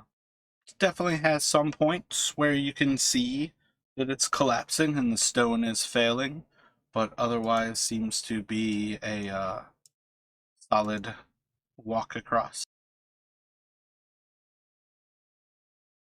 so I think Justin will volunteer to go first. He's a pretty light guy. Be about 165 pounds. And he's going to try and dash across quickly. Maybe that'll. How much weight are you carrying, and how much do you weigh? So Justin himself's about 165. Let me check the my inventory. I'm carrying 100 and about 104 pounds, including like the armor and stuff I'm wearing. All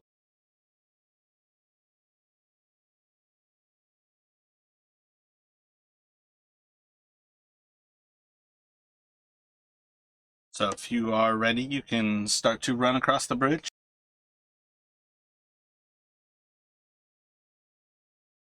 Good luck. all right. Do we? Oh, do you want me to? Do you want to try that rope thing again? Have me take a rope across Yeah, that's as a I good go. idea. All right. Yeah, I'll just try and start running across.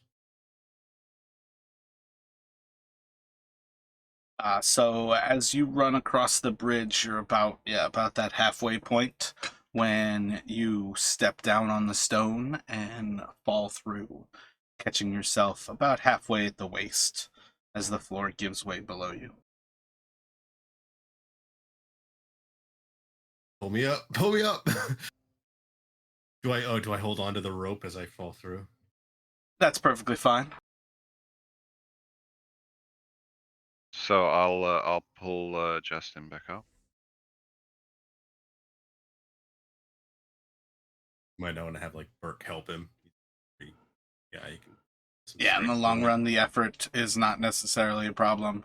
The bridge is not sturdy enough to hold that much weight.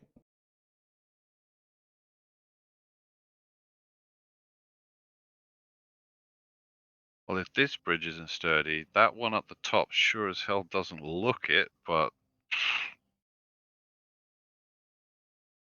Could it be an illusion like the desk and the table? go back and check it out if you want to investigate it. There is a Need to. possibility. Everything else there is magic stuff. Doesn't seem we'll be able to get across this bridge.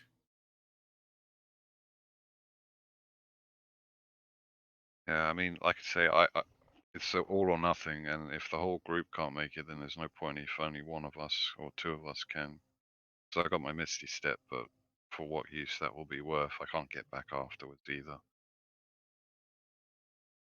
So unless you misty stepped over with a rope and then we try and did the, but you'd have to find some place to like secure it. And Well, I'm pretty strong. I can probably carry someone across if I think. But maybe worth investigating before the other bridge, maybe. If there's nothing else we can do, then this might be. Either way, I can Misty Step across one of them, and then got that security either way if it comes to it. maybe we should try that makeshift looking one up north. Yeah, okay. Do you want to go check it out, investigate it first before trying to get across?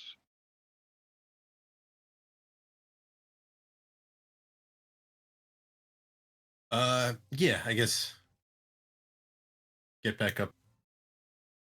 Jas will try to sort of tentatively step onto the sort of the beginning part of it. Try to test the weight. Seems sturdy enough. All right. Okay. I'm also going to try and make myself a little bit lighter. I'm gonna take off my I can like try and take off my backpack and hand it, have someone hold it so that I'm really got just like my own weight, my armor, weapons, um, that sort of stuff. And then I'm going to try Make and sure you tie the rope neck onto you. Well, we'll assume you've got the rope tied to you, right? Just in case. sure, yeah, yeah, we can do that again, and then I will try and start making my way across. What do you have in mind? Um, You going cautiously? Are you running? Full commit? I think I'm going to just given the way the bridge looks, I'm going to try and go a little more cautiously this time. So kind of testing each step as I go.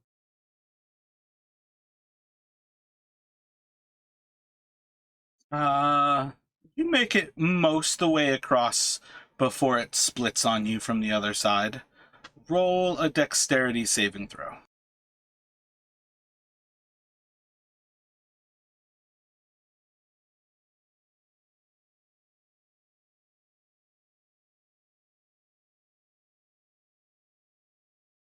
As you fall, you are pulled backward by the rope, slam into the rocks to the south, and you will take 10 bludgeoning damage. And you are essentially below where you are, like pretty much where your marker is, and that bridge is gone. Okay, so I'll help pull Justin back up.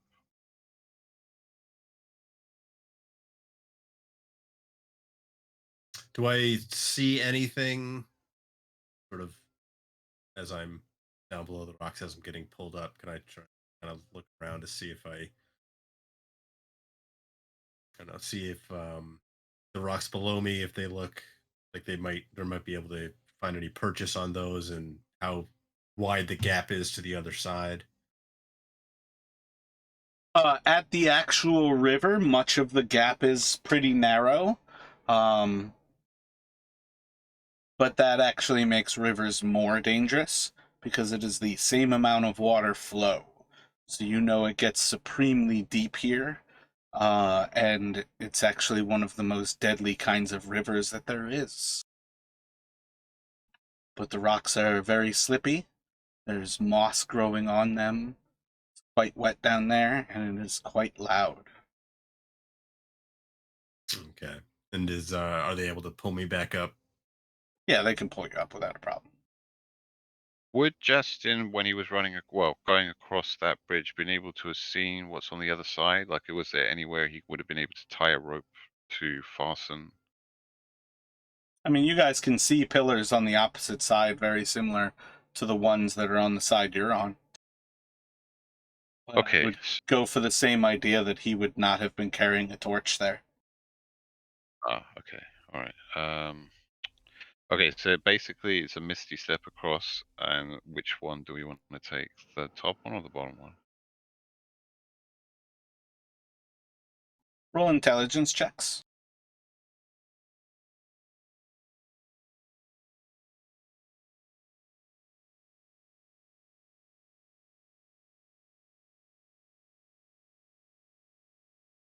We can figure this out. We can't read what's in the book, though. Um, Or, well, maybe. the lower bridge was close to supporting Justin, and perhaps taking off his backpack and his things was closer to being supported. But it's probably better than just walking across on a piece of rope.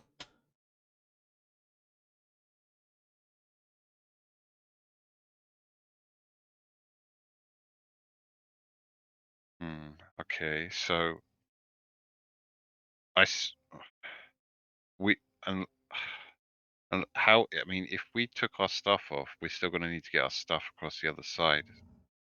Well, we might be able to toss it over. Yeah, or even tie it to the rope. So if someone, I don't oh, think you guys would have any problem finding a way to get your stuff across. It's that you need to basically lighten your loads, and that is the best chance to get across the actual stone bridge. The fact of the matter is you guys should have 5 ropes between you. There's no reason that you can't get all of your junk across. Justin weighed 270 pounds trying to cross that bridge, Yeah, and I he should can have get taken it. down to about 160.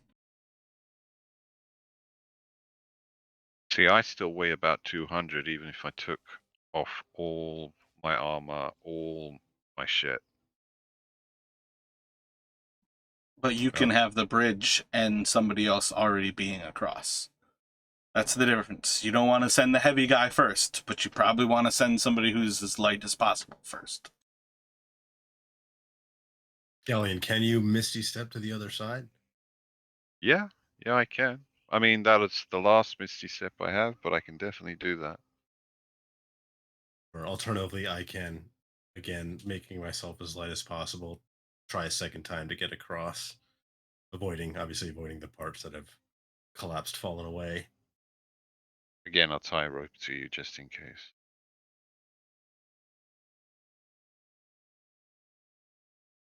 All right, and I think I'll sort of trying to move as quickly as possible to leave, but my weight on each, in each particular place as short of a time as possible. So I'm going to lightening myself as much as I can. Maybe I'm going to even take off my armor.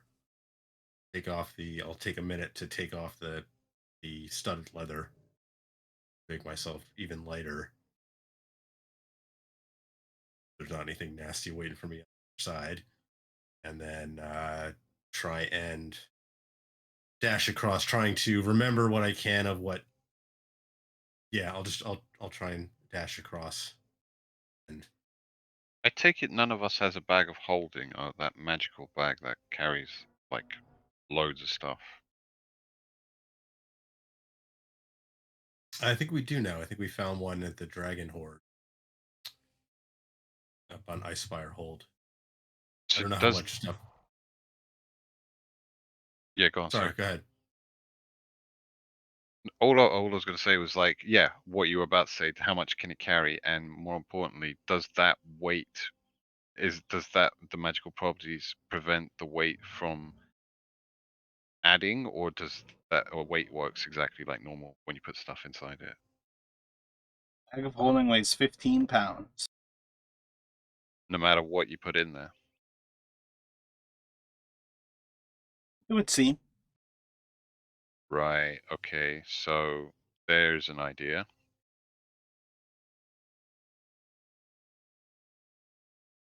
Yeah.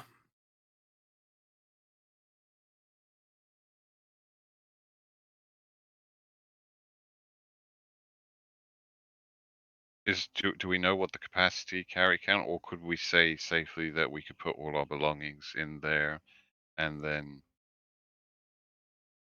everyone kind of walk across? You guys are so fucking overcomplicating this. You can indeed try to put all of your stuff in a bag of holding, and you may find out how much capacity it has. But it's not that complicated. Justin's taken off his shit, run across the fucking bridge. Okay, my bad. Or Misty step across the bridge and drag your shit across. You guys can't hurt your shit if it falls off of the bridge or something. Just cross the bridge. You have Yeah. So plenty of options to do this. It is a dangerous bridge, but all you have to do is get somebody across and you have a rope that is across. yeah. So Justin's gonna dash across the bridge. And what is your weight, just as your natural self, essentially? I think it said like 165. You make it across the bridge. I had a 200-pound weight limit on that bridge and a 100-pound weight limit on the other bridge. So the fact that you chose to cross it the first time with your gear is the only reason I rolled to see if you fell through. So you can get across, have somebody toss a torch back to you. You can see that the area that you're in kind of continues into a small little corridor to the south of you, and it kind of moves down that way. But you're otherwise on a pretty sturdy stone surface on the opposite side. All right, so I'll suggest the others sort of do the same thing. Make themselves as light as possible, and then actually try and get across the bridge. Yeah, I'll go. Ezra will. Oh, wanna go first? No, I was going to say I'll go last. Don't worry. Okay, yeah. Then Ezra will just copy Yastin, get rid of all his stuff, run over in his normal clothes. How much does Ezra weigh without any of his gear? 155. You are able to cross.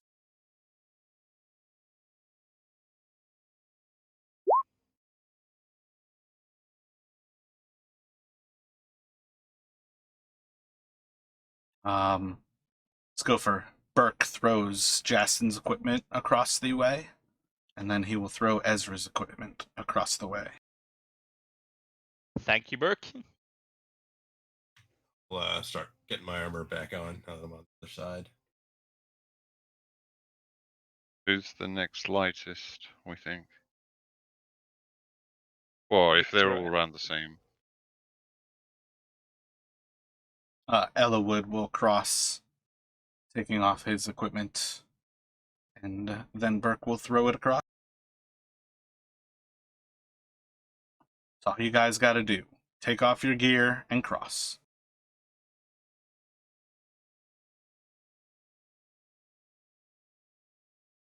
So from the opposite side, you've got the little hallway to the south of you, and it's pretty much the only way forward.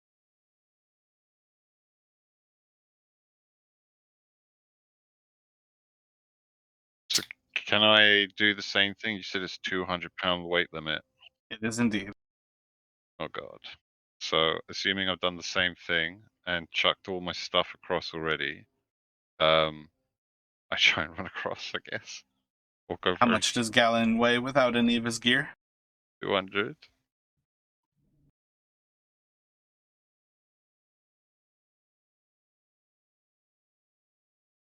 The bridge is gonna give way on you at the other side.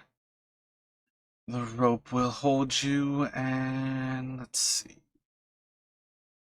You'll take 8 bludgeoning damage as you fall. Actually, wait, no, my bad. Dexterity saving throw.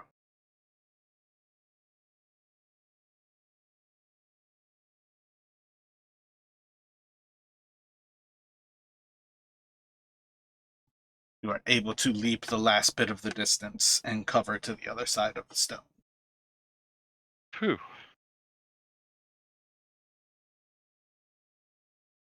What a palaver.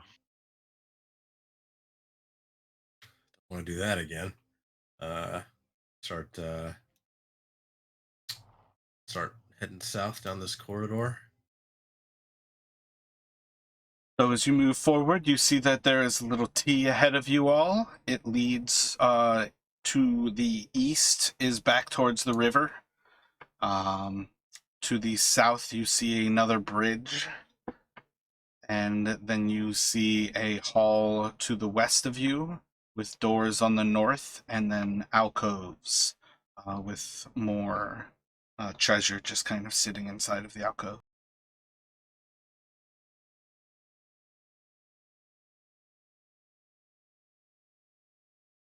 Well, I don't want to go anywhere near that bridge for now.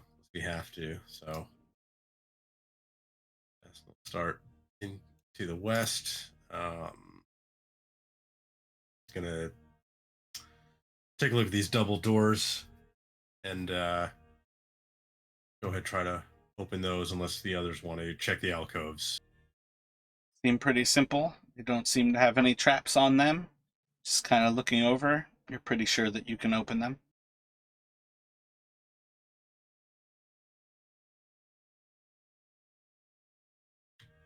Galleon, Ezra, want to check those alcoves or press forward? I'm in the same position as last time. It's a gamble. Not sure. Half tempted, but I'm okay to continue if you guys want to leave it. Ezra, it's your call. All the pressure on me. Yeah, I just wanna press forward. Let's press forward. I'm gonna move to open those doors. Roll a d8.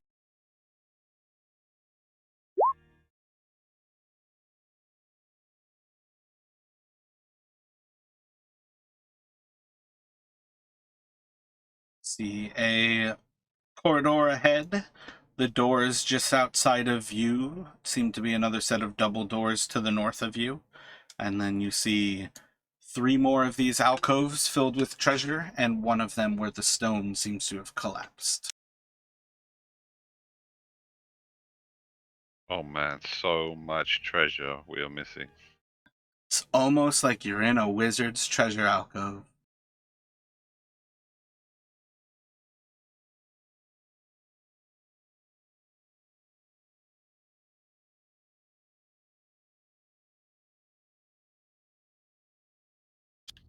We go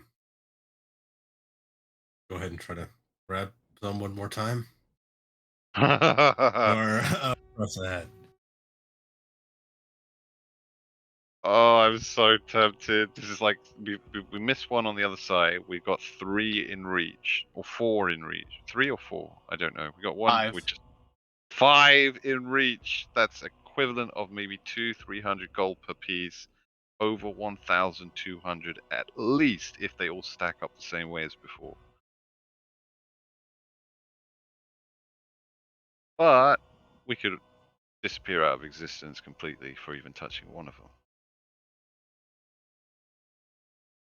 You all have found between 30 and 230 gold in each alcove right now. Oh, okay. But still.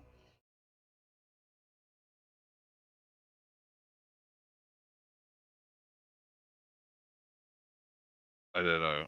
I don't know.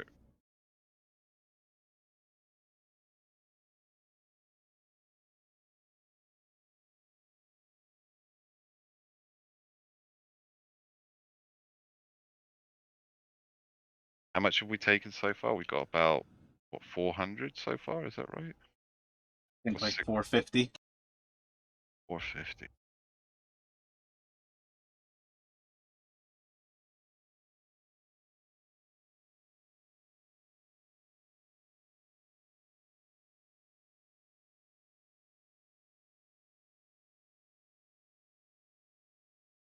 So how greedy are we? Justin's a bit banged up after that fall, so How much health do you have remaining? a little under half. Okay, I'll do some healing hands on you. Or, hang on, I need to check how much I've actually got. Second.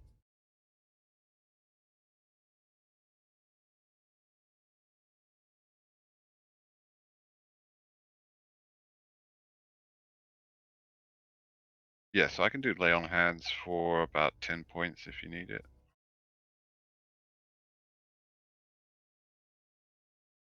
Yeah, I'll take it, I guess. Cool.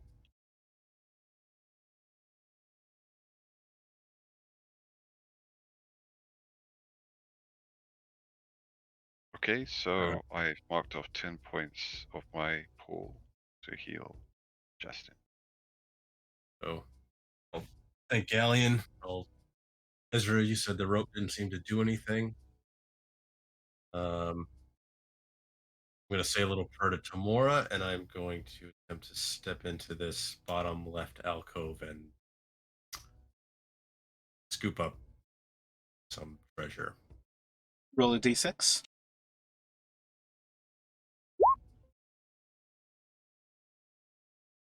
Able to collect about 160 gold pieces worth of treasure from that alcove.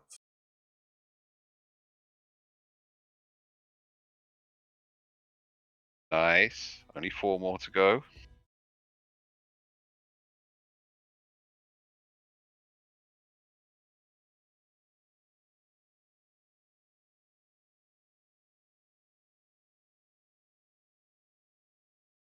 You want me to do all of them?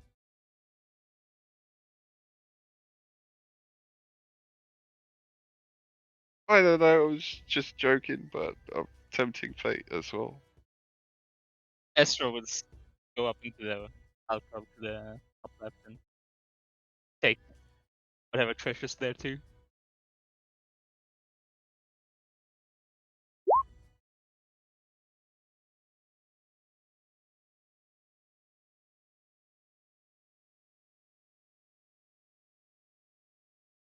Okay, seeing the bravery of my newfound bravery of my friends, I'm gonna go back to the other alcove that we just passed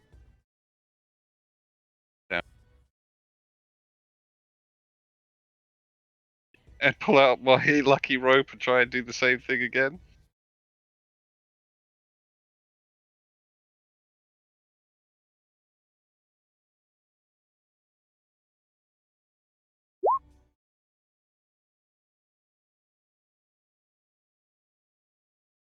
Ah!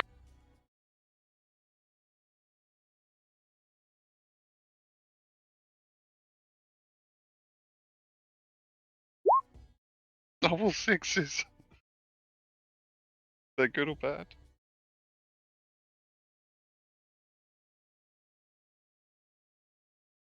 Ah!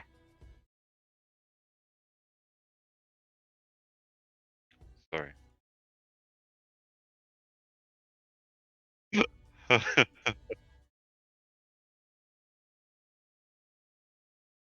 Cool. Sorry. A little bit nervous now.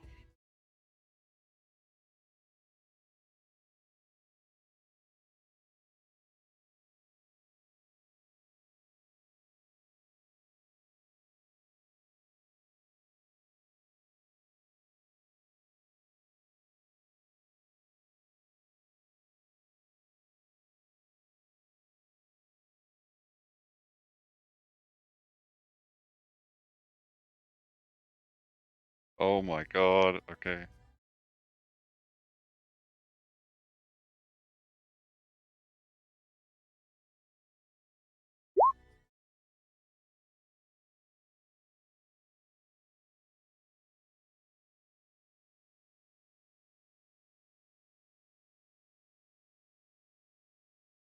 My god, all the dice are coming out now.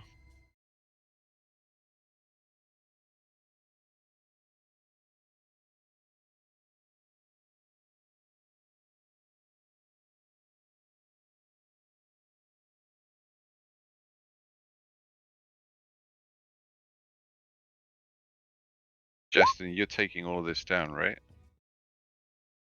Yeah.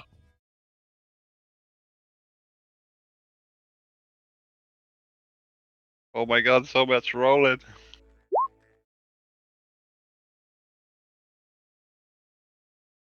All three of us, just Justin and Gallia. Okay.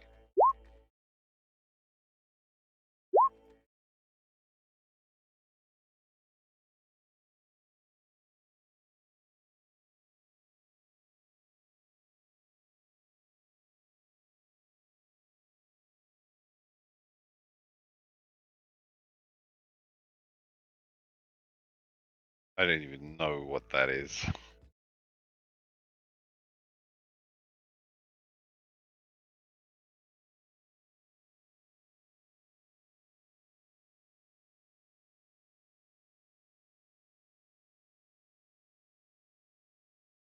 Nice.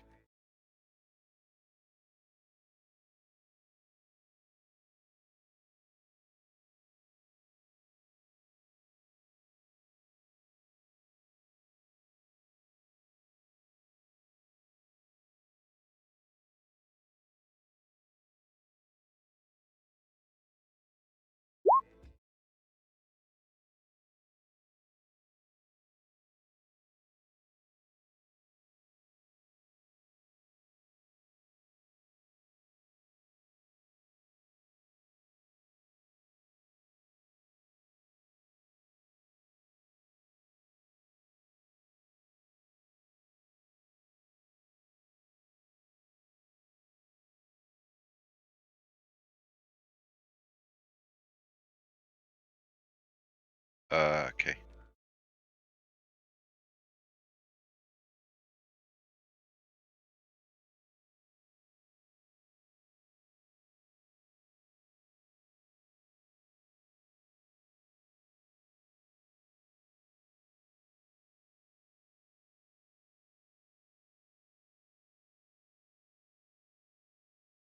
The 5 amethysts and the 9 cairn gorms, those were the 14.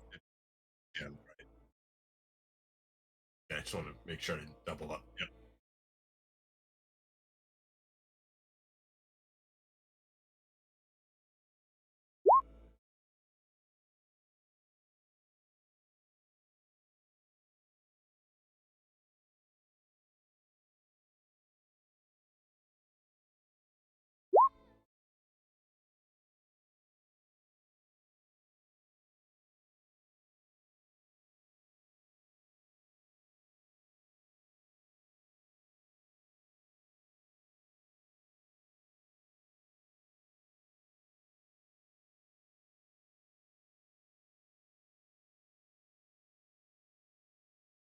A blowgun.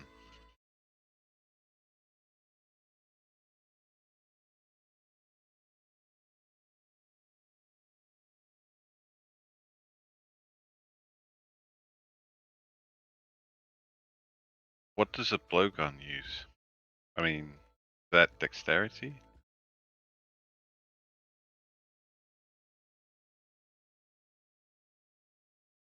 Right.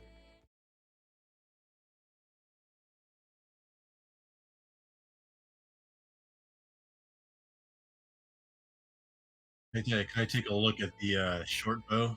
If I notice anything unusual about it?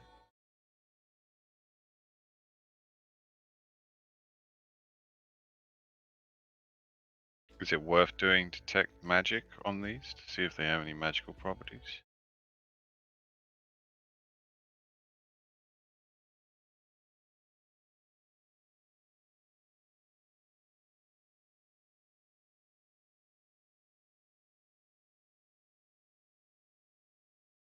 Would detect magic actually tell you the specific properties, or just that they're magic?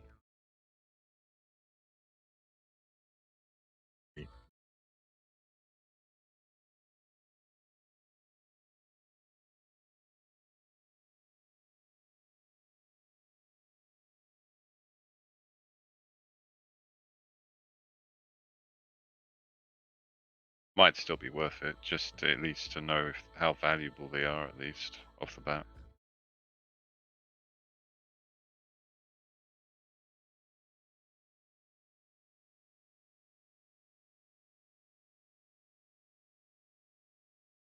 Are there any more alcoves we haven't checked yet? By the way, that's 3, right?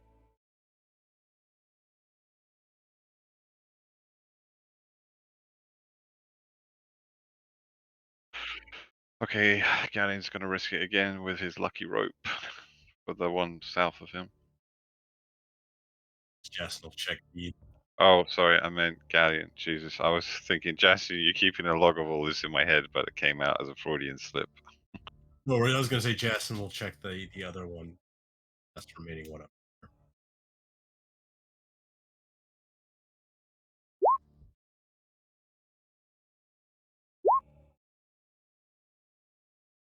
Oh no, it finally happened!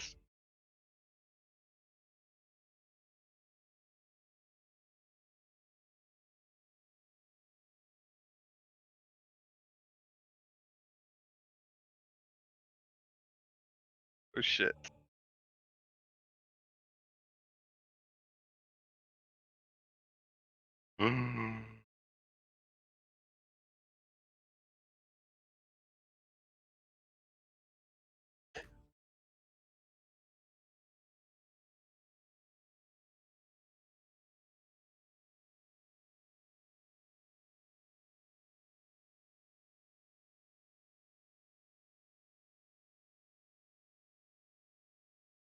Nice! I think. Could be bad though.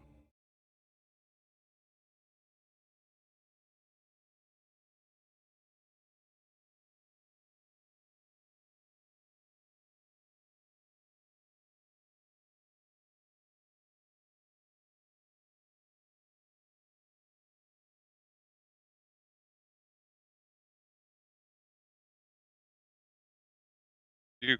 Is it me or did you guys all just shrink? Well, to be honest, Galleon, you seem to have gained a couple of pounds. Oh, you should not heard. It's rude to talk about someone's weight. Well, a couple of pounds and a couple of inches. Oh, okay. Whoa. Okay. Yeah, I gotta say the seating feels a little bit closer to my head than I remember it. I feel vaguely different.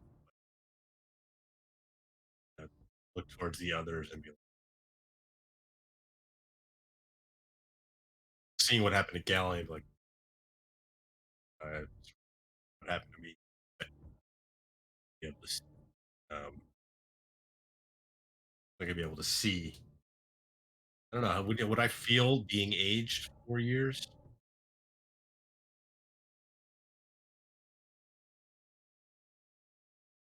Yeah, I was just like,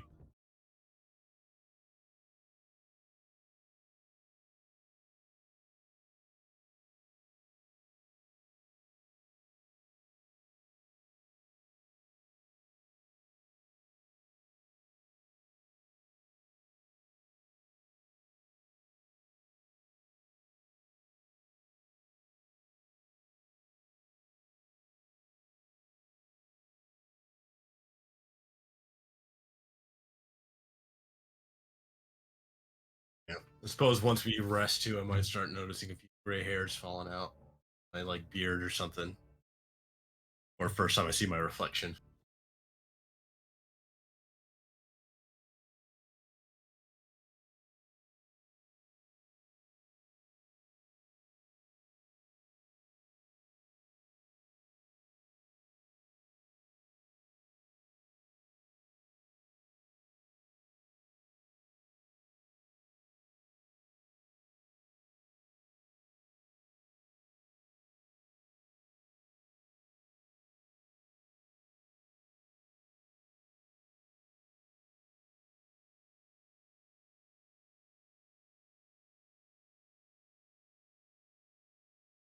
Okay. And I'm assuming Elliewood can sort of explain that this is maybe wild magic, I'm guessing.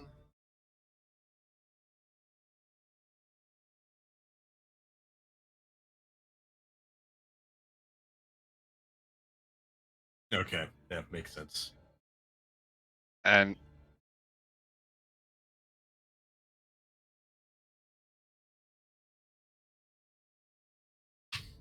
Makes sense. so, is that the same for me? Am I gonna be like this as long as I'm stressed out, or is this just an odd time period for me?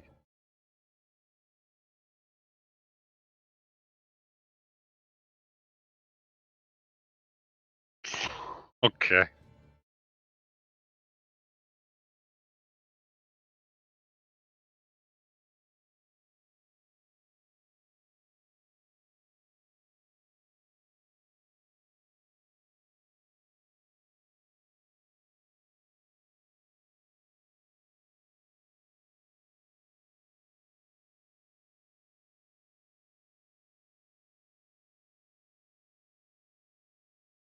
Cool. Well, let's hope we don't find any more rickety bridges in the meantime, because I'm not sure you're gonna get across the way you are now, Galleon. Yeah, thank God I still kept one misty step just in case. Okay, now I think we've seen that maybe these alcoves are we've gotten a good bunch, but seems our luck may have turned for the worse at the moment. Yeah, I agreed.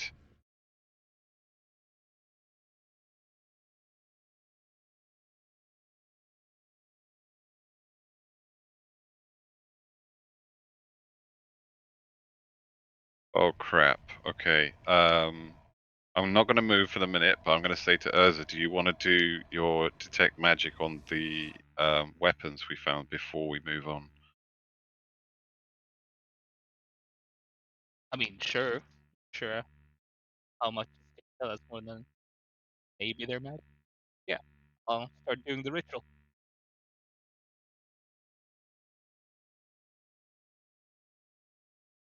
Yeah, I'm not moving for shit right now until we're going.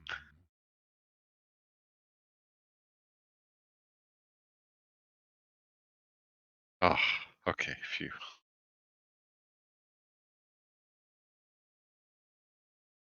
Oh,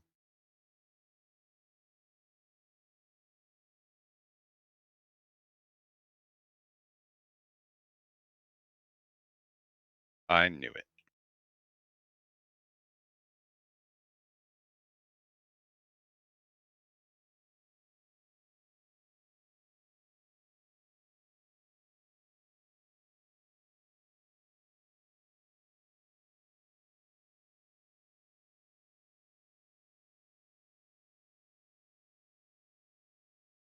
Nobody minds. I'll gonna take the short bow. Fine by me. I can't take any of these things, I don't think. Well, none that would be that useful to me.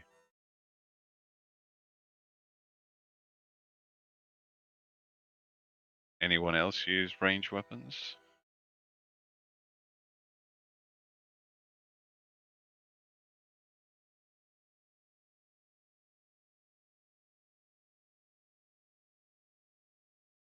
Or good with dex?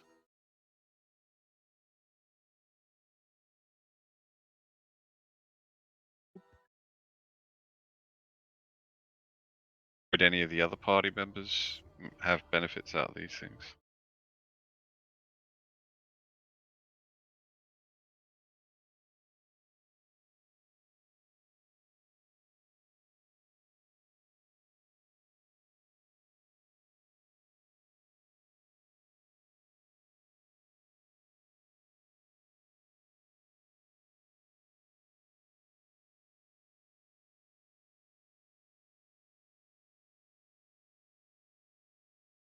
Yeah, that I am. Seems interesting.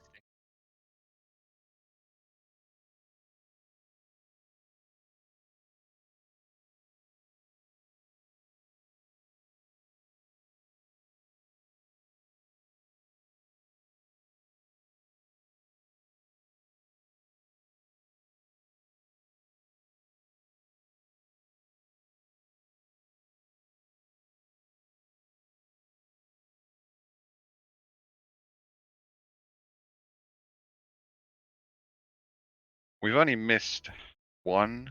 No, how many alcoves have we actually missed? Just one, right? I think.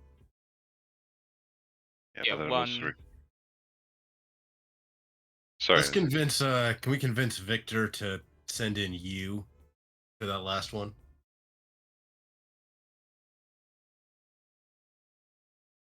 I think it's fair at this point after what we've all been through. And given that we've found plenty that he can, when we can always buy him more materials. Yeah. And it'll be easy for him to get across the bridge and to that alcove to grab it.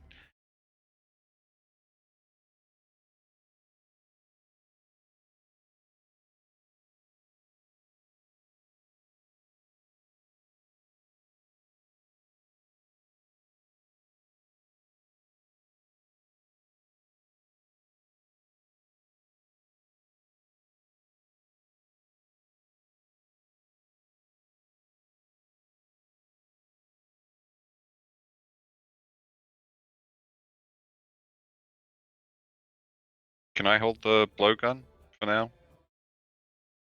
Yeah. Yeah, sure. Cool. I mean, I don't really have much range stuff. I won't be great with it, but I'd be good to have some ranged abilities.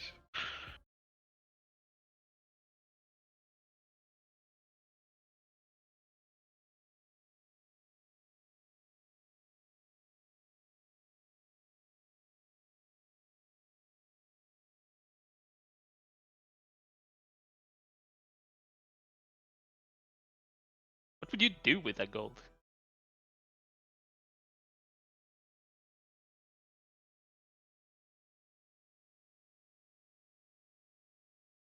To be honest, that only worries me more.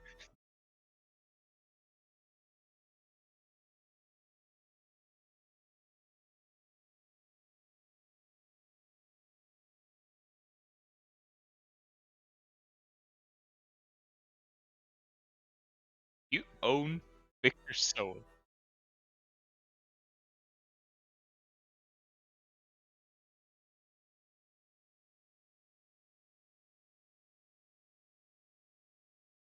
Huh.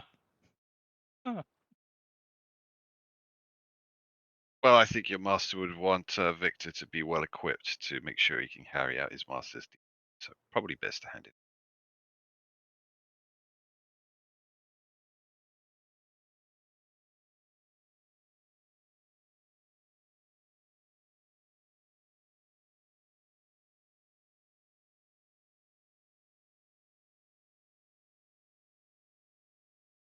Right, but you have to do what Victor says, right? Okay. Okay, can I just say that Victor would say, yeah, hand the gold over. Yeah, I think that exchange would cement his, yeah.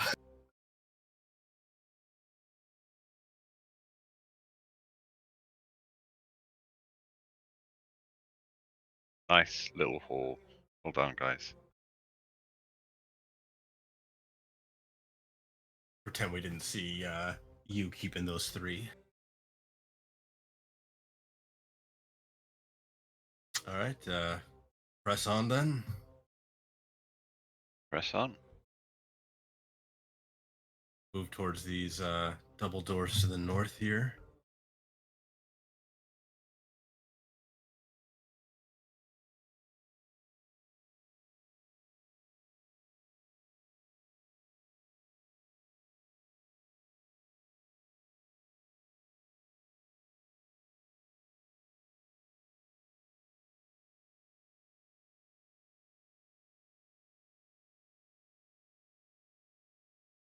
All right, we'll go ahead and do that.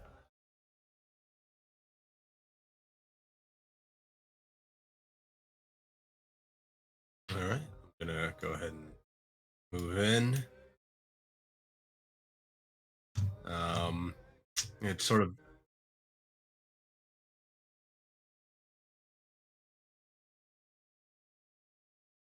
hmm, well. I'm gonna call Burke forward to see if he wants to take a look at this altar. He's the more religious cleric. See if he can give us any more information. If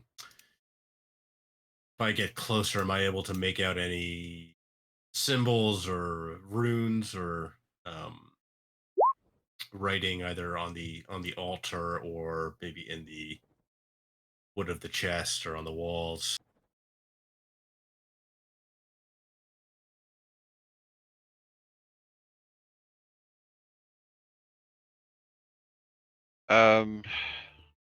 I think we should be okay, but just to be on the safe side, can I prop my divine sense?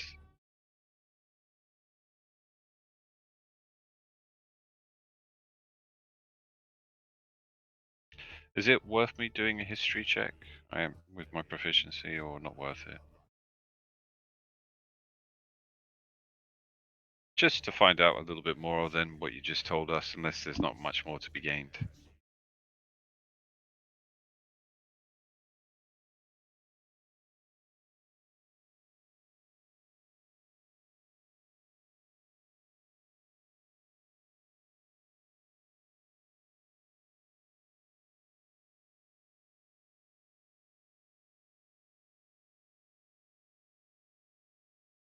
True, but I just wonder from any of my reading and of like being uh fond of history and stuff from maybe back in the old days.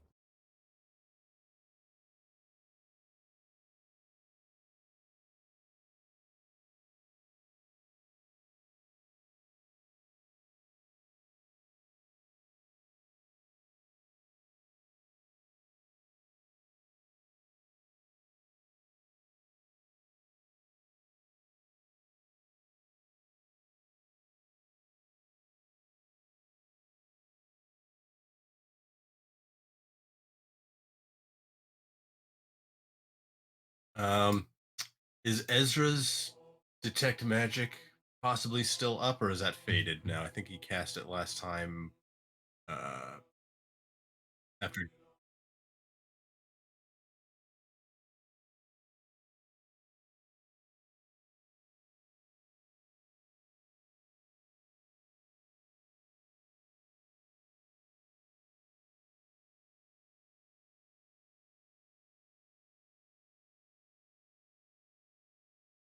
nothing Alright. from the dark.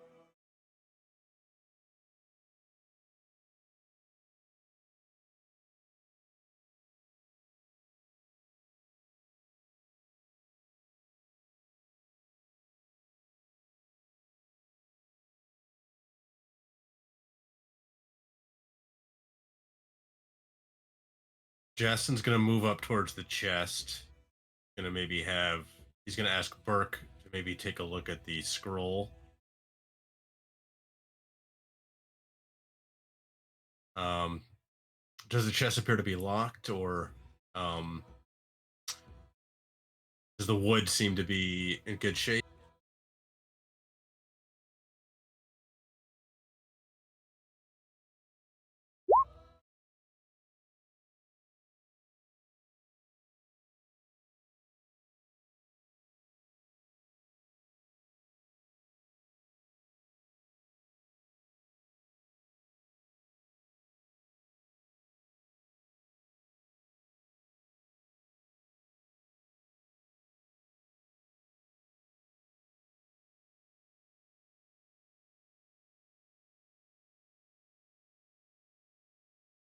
All right, I'm going to.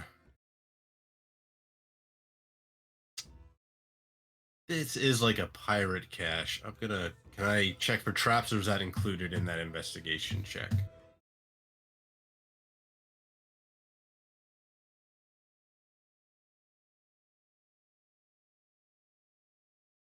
All right, I'm going to let the others know. I'm going to try and open it, and then.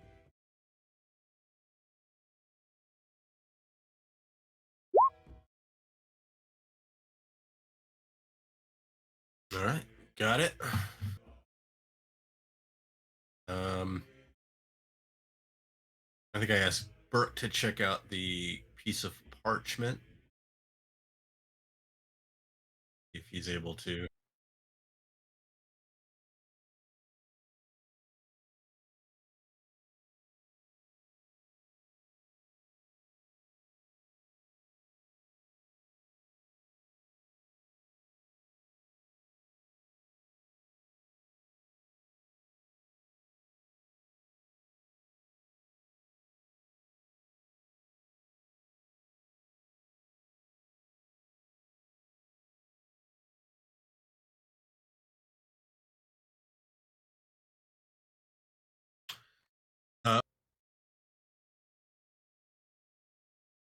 Uh, Not for me. no. I was gonna say, can we do an if we take a little time to pass it around, can we see if anyone's able to get any sense of what this might be, what these scribbles are represent?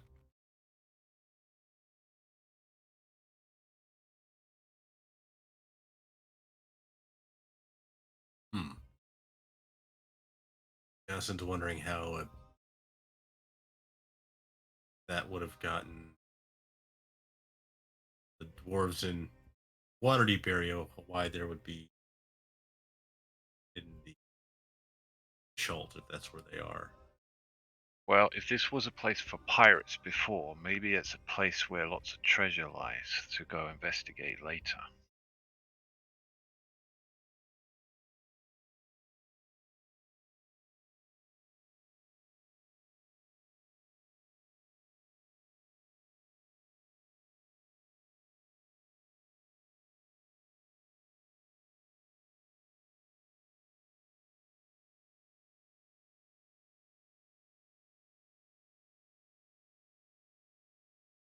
Maybe I can make a wizard, but I have bad memory. Oh, Mormesk, right?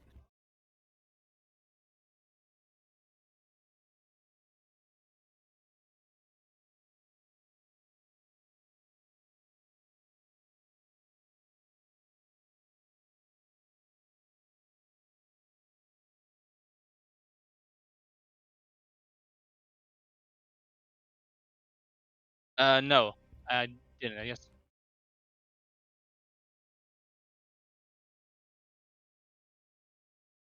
Well, first things first. Check the alcove. Ezra grabs it and takes Good luck, buddy.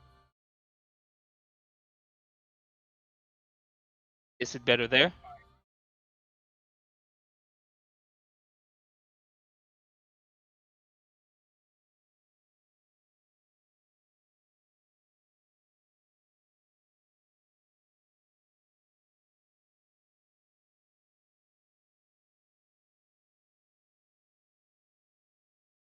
So have we got everything of value in this room, we think?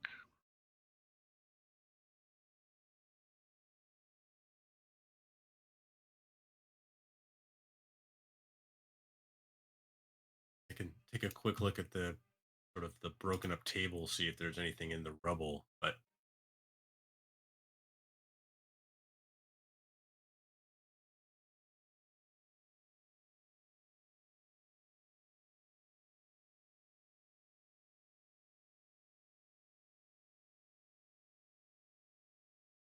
got it.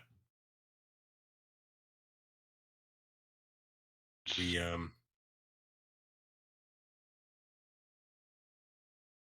check to the north. Yeah, maybe. Like the look of that blackness. Like you don't like the infinite void? I heard it It's saying very somewhere.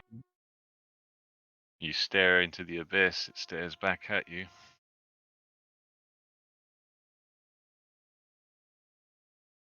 But anyway.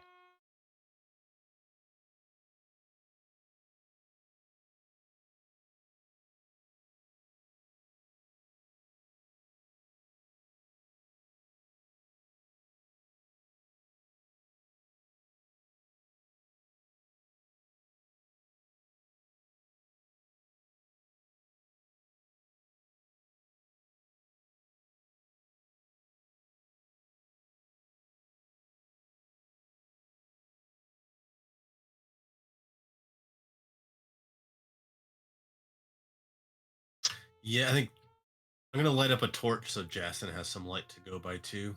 Since he's been taking the lead, sort of. Then I'm gonna uh, start moving north.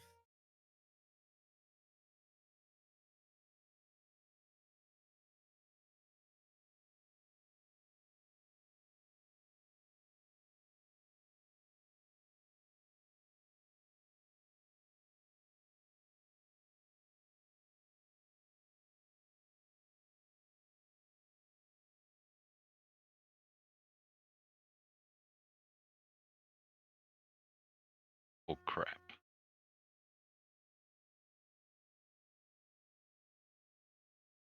yeah, that could be really bad.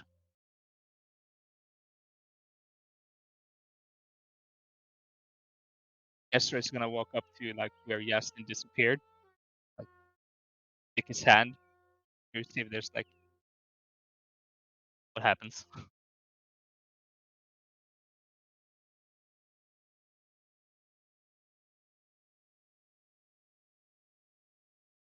Weird. Oh, I'll follow into the corridor. What happens?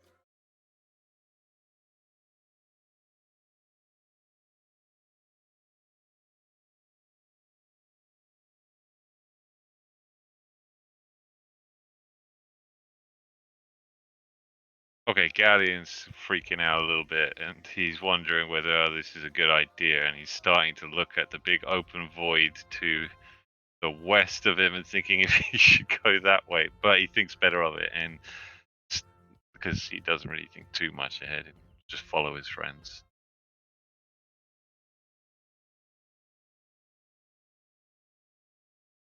This is one of those times, isn't it, when it gives you like what's behind door number 1, 2, or 3, and door number 1 looks scary, but door number 3, which didn't look scary, turned out to be the real scary.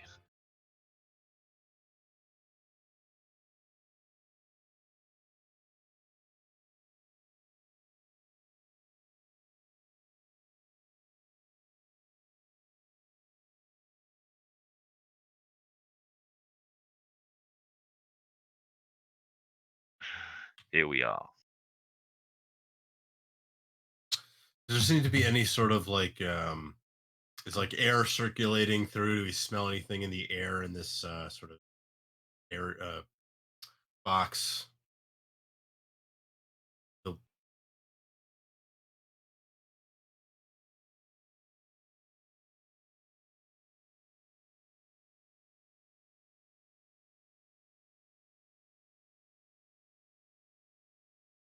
And whilst he's doing that, can I see if any of these shields are of any value or have any writing? Okay.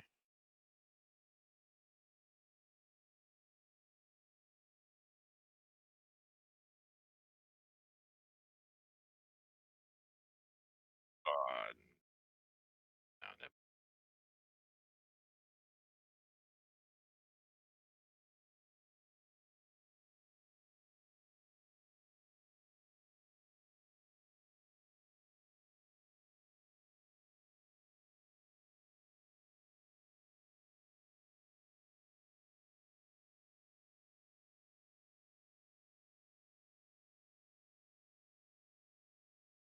When you say abnormal, do you mean as in just nothing particular about them, or that they look creepy or something?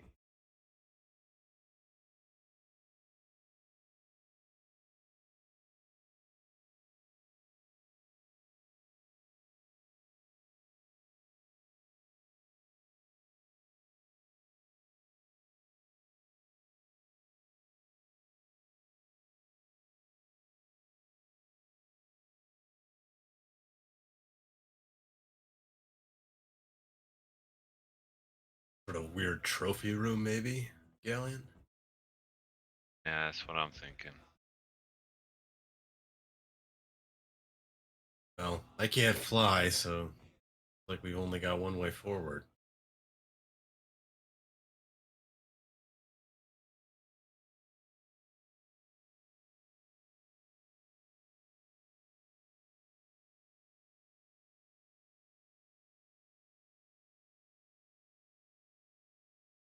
Oh no. Oh no, no, no.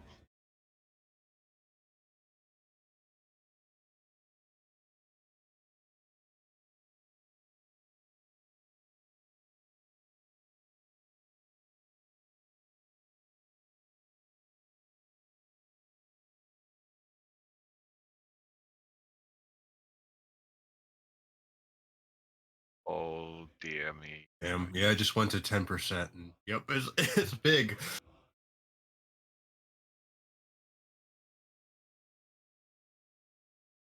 All right, stay close. Stay close, everyone. Yeah. I guess Justin will start. He said like it's basically to the southwest seems to be the direction to go, right? The only place where we can sort of progress.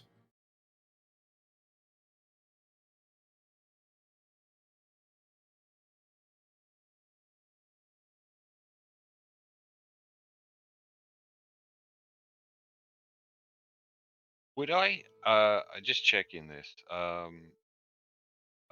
Would I be able to summon my find steed in dungeon? Don't know.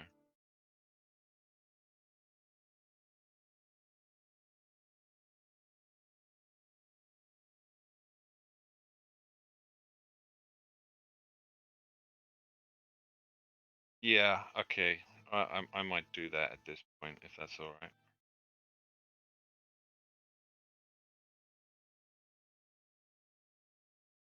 I'm asking, and if you say it's okay, I'm gonna do it. Okay, cool. And I summon forth Bane, this warhorse of proved well in the past, and back again near us. Thump.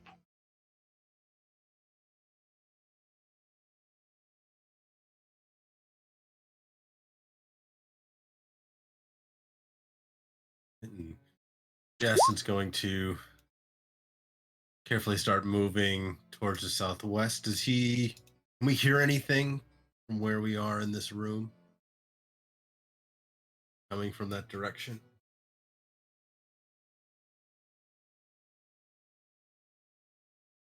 All right, I'm going to keep going and try to sort of kind of peek around this corner, see if I see anything down to our. I wouldn't have a great sense of direction, but south.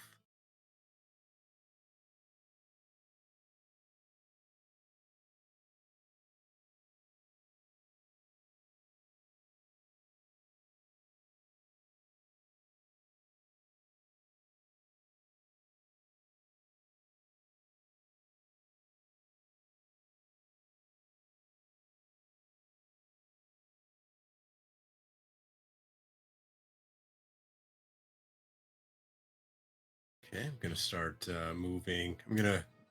Jess will probably be trying to move stealthily at this point.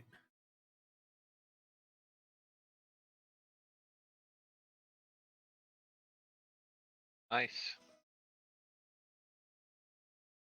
Can I Ezra be is following. riding Bane?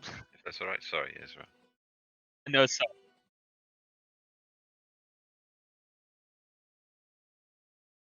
Oh, sorry. I meant, can I attach him my token to him then?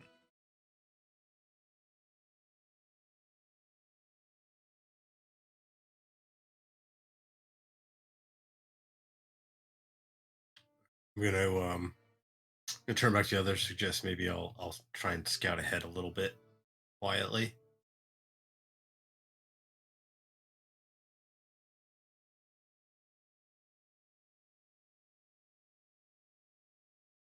Sorry, Ezra. Were you going to say something earlier? I think I felt like I cut over you. no, I was just gonna say I'm following our fearless leader. Oh, okay, cool.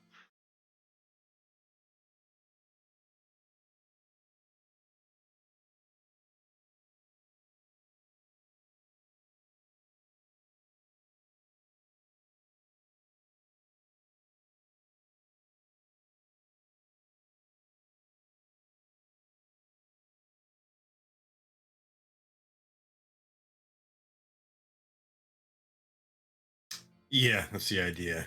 I've got the torch too, so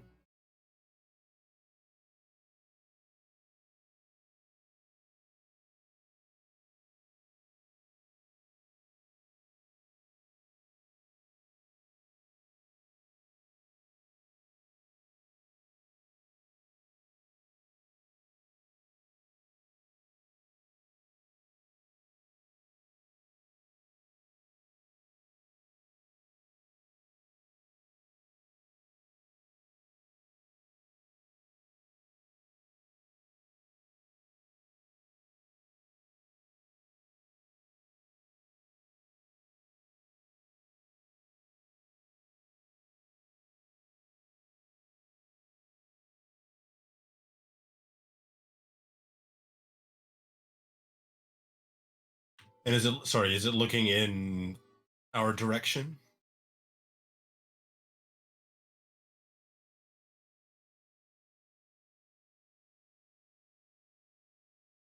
All right, so I'm going to sort of look back to the others, sort of hold up a hand to kind of hold them there. Um, and I'm going to attempt to stealthily move back towards them out attracting, hopefully attracting the attention of this creature, essentially to try and let them know what I've seen.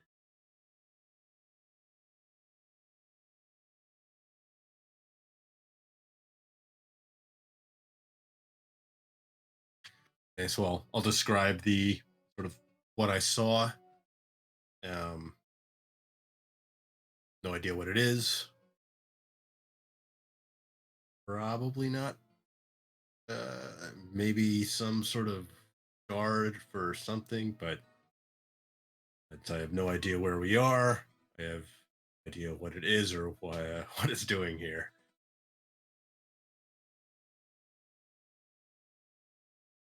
This was the only path we could take, right?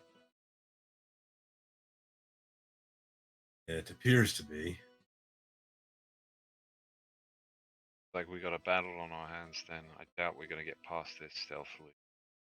All of us. Or we could ambush it.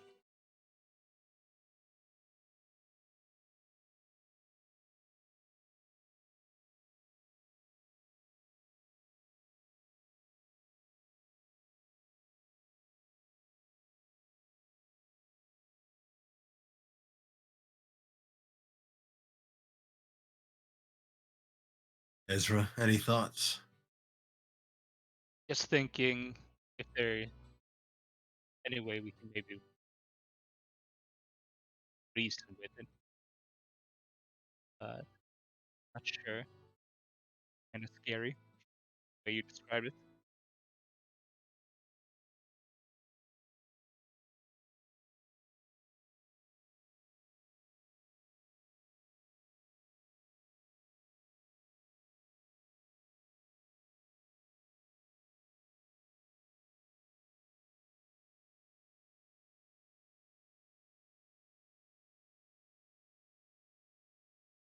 Okay, I can I guess maybe I'll Jason will offer to move forward and sort of let his presence be known and see what it does. I'm just throwing it out there that that thing is gonna try and tear the closest thing it sees to pieces as soon as it turns around.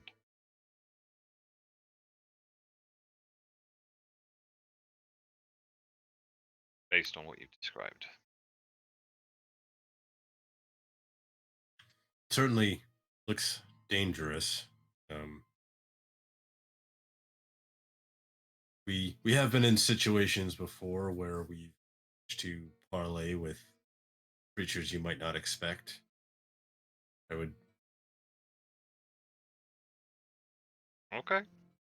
I can stay back and I'm charging in if you need me, if that's what you want to, how you want to play it. Maybe be a good idea to get the others in position as well, though, if that's the case.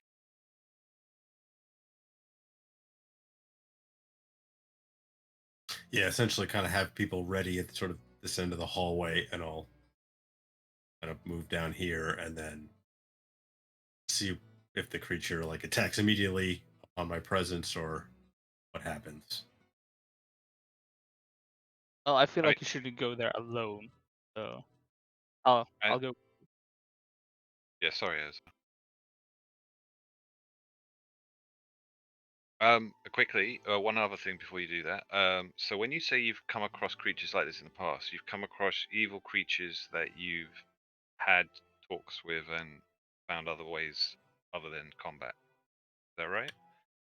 Well, we've never come across anything like this, but we've managed to parlay with bugbears, goblins,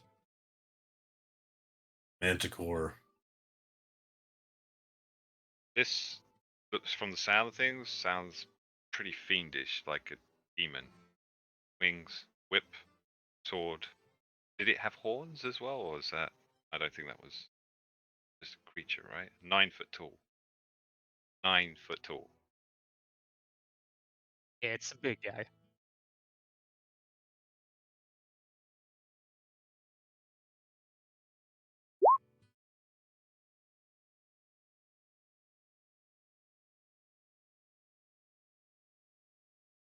I mean, if you really want me to, I can even do a proc for presence of good or evil. This I'm only getting that. Have you come across evil creatures before that you managed to convince not to fight?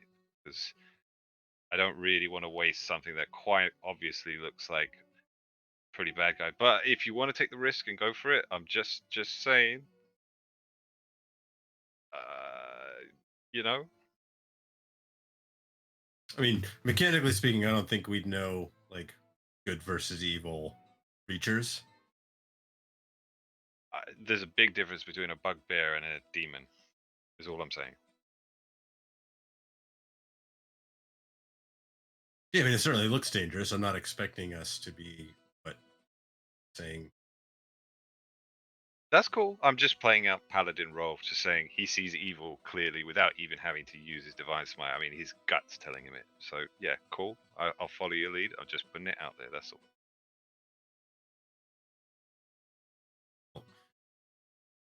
fair enough. Just be ready to attack it if it does come after us. Bane's already kind of scratching his hoofs at the floor, ready to go. Don't worry.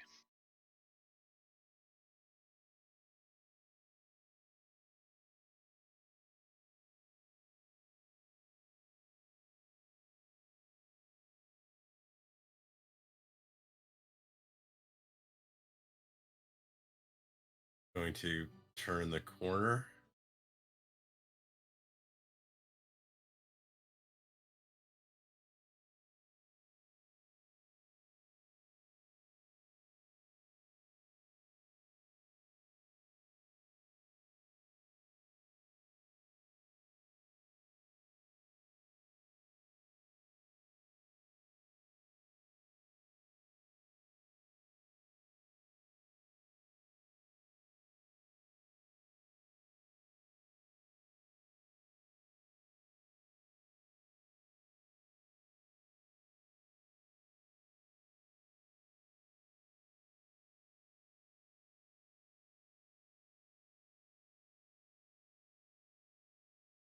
Sorry, did you say directly to our west or to the north? Sorry.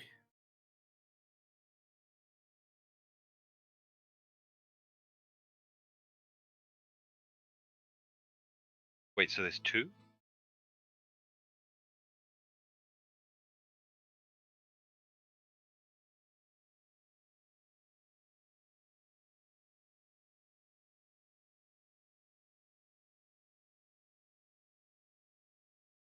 Shit.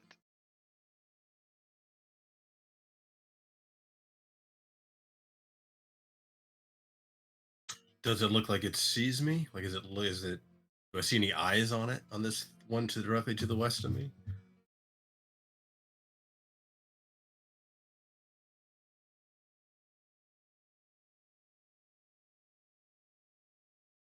And does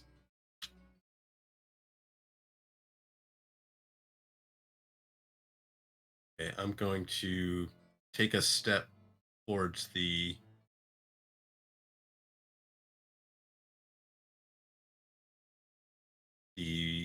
one with the scimitar. The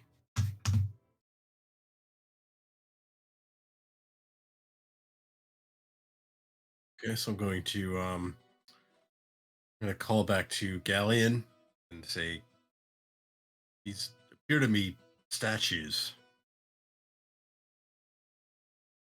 Thank the Lord.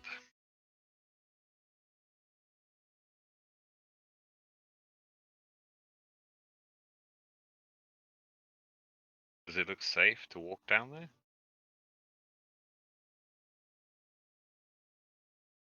long as these things don't come to life and grab me.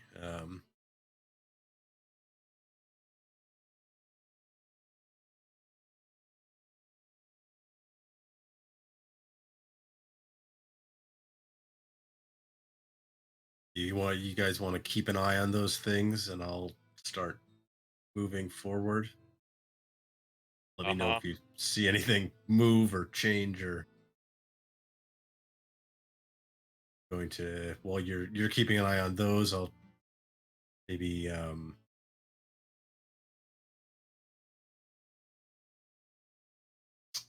yeah, so I'll start forward.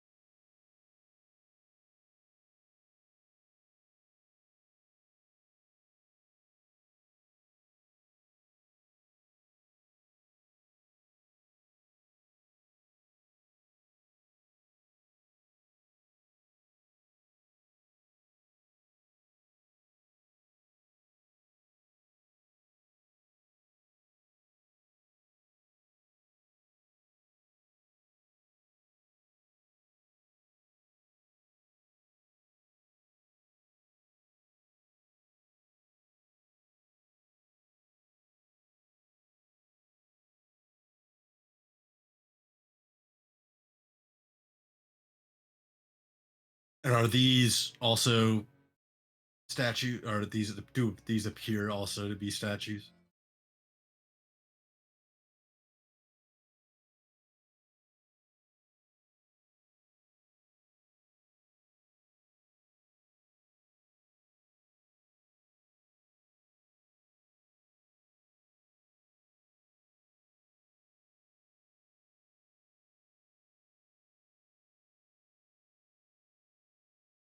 Queen, I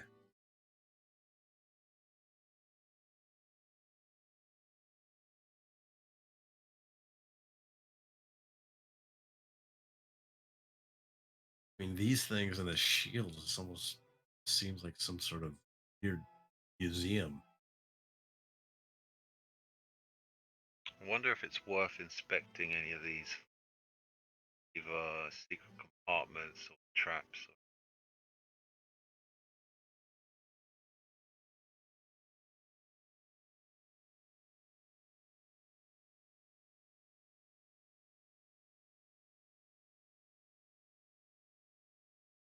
Well, um,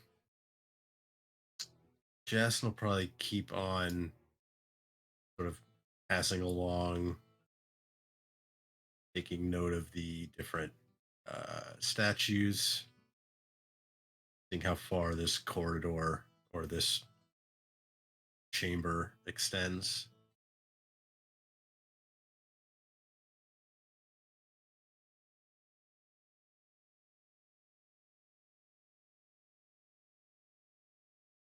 We never run into any of these things that are moving.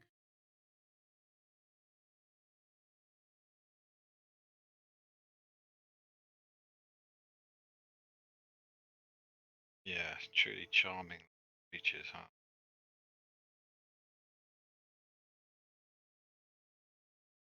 I think Jason will keep continuing on slowly.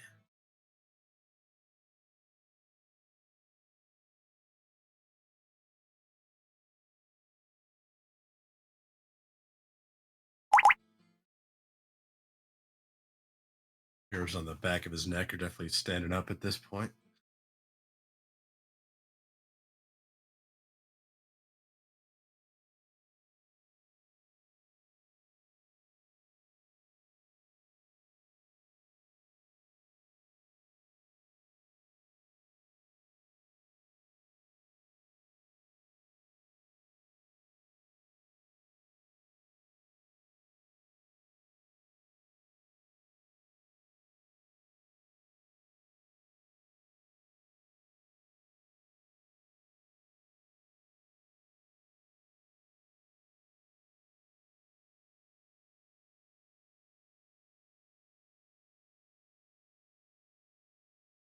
Do you see a skeleton on the floor?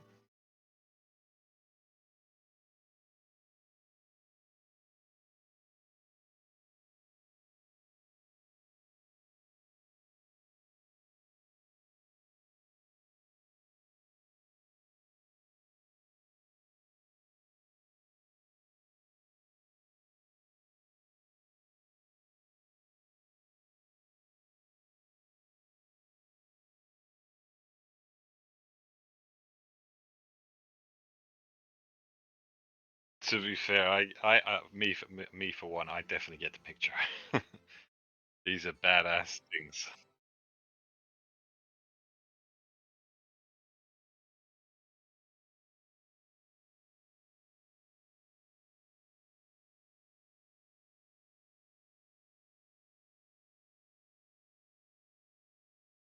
Okay, and can I try to examine some of the, like, looking at this skeleton? Do I see anything around it, like scorch marks or any indication of injuries on the?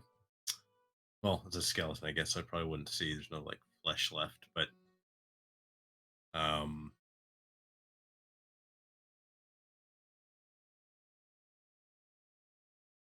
so I'll relay that to the others.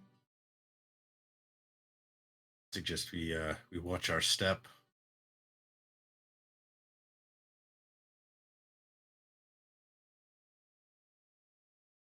Is anything about the Do I notice anything about the one statue that it's looking towards that strikes me in particular, like compared to the others?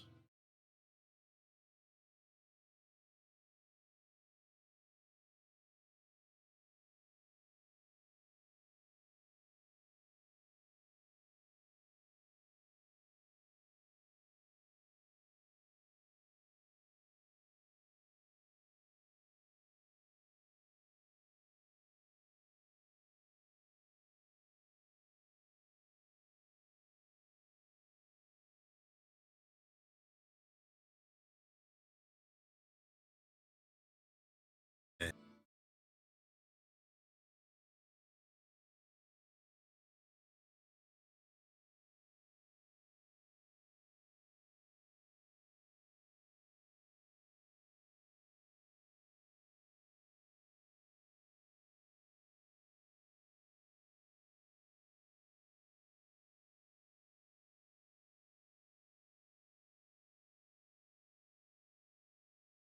Okay, I guess like in terms of the, for lack of a better word, poses that the other bodies are in. Like, do they look like they're, I don't know, in like an aggressive posture? Do they look like they're um like, are any of them holding weapons? Well, I guess yeah, you mentioned the one was holding a scimitar. Um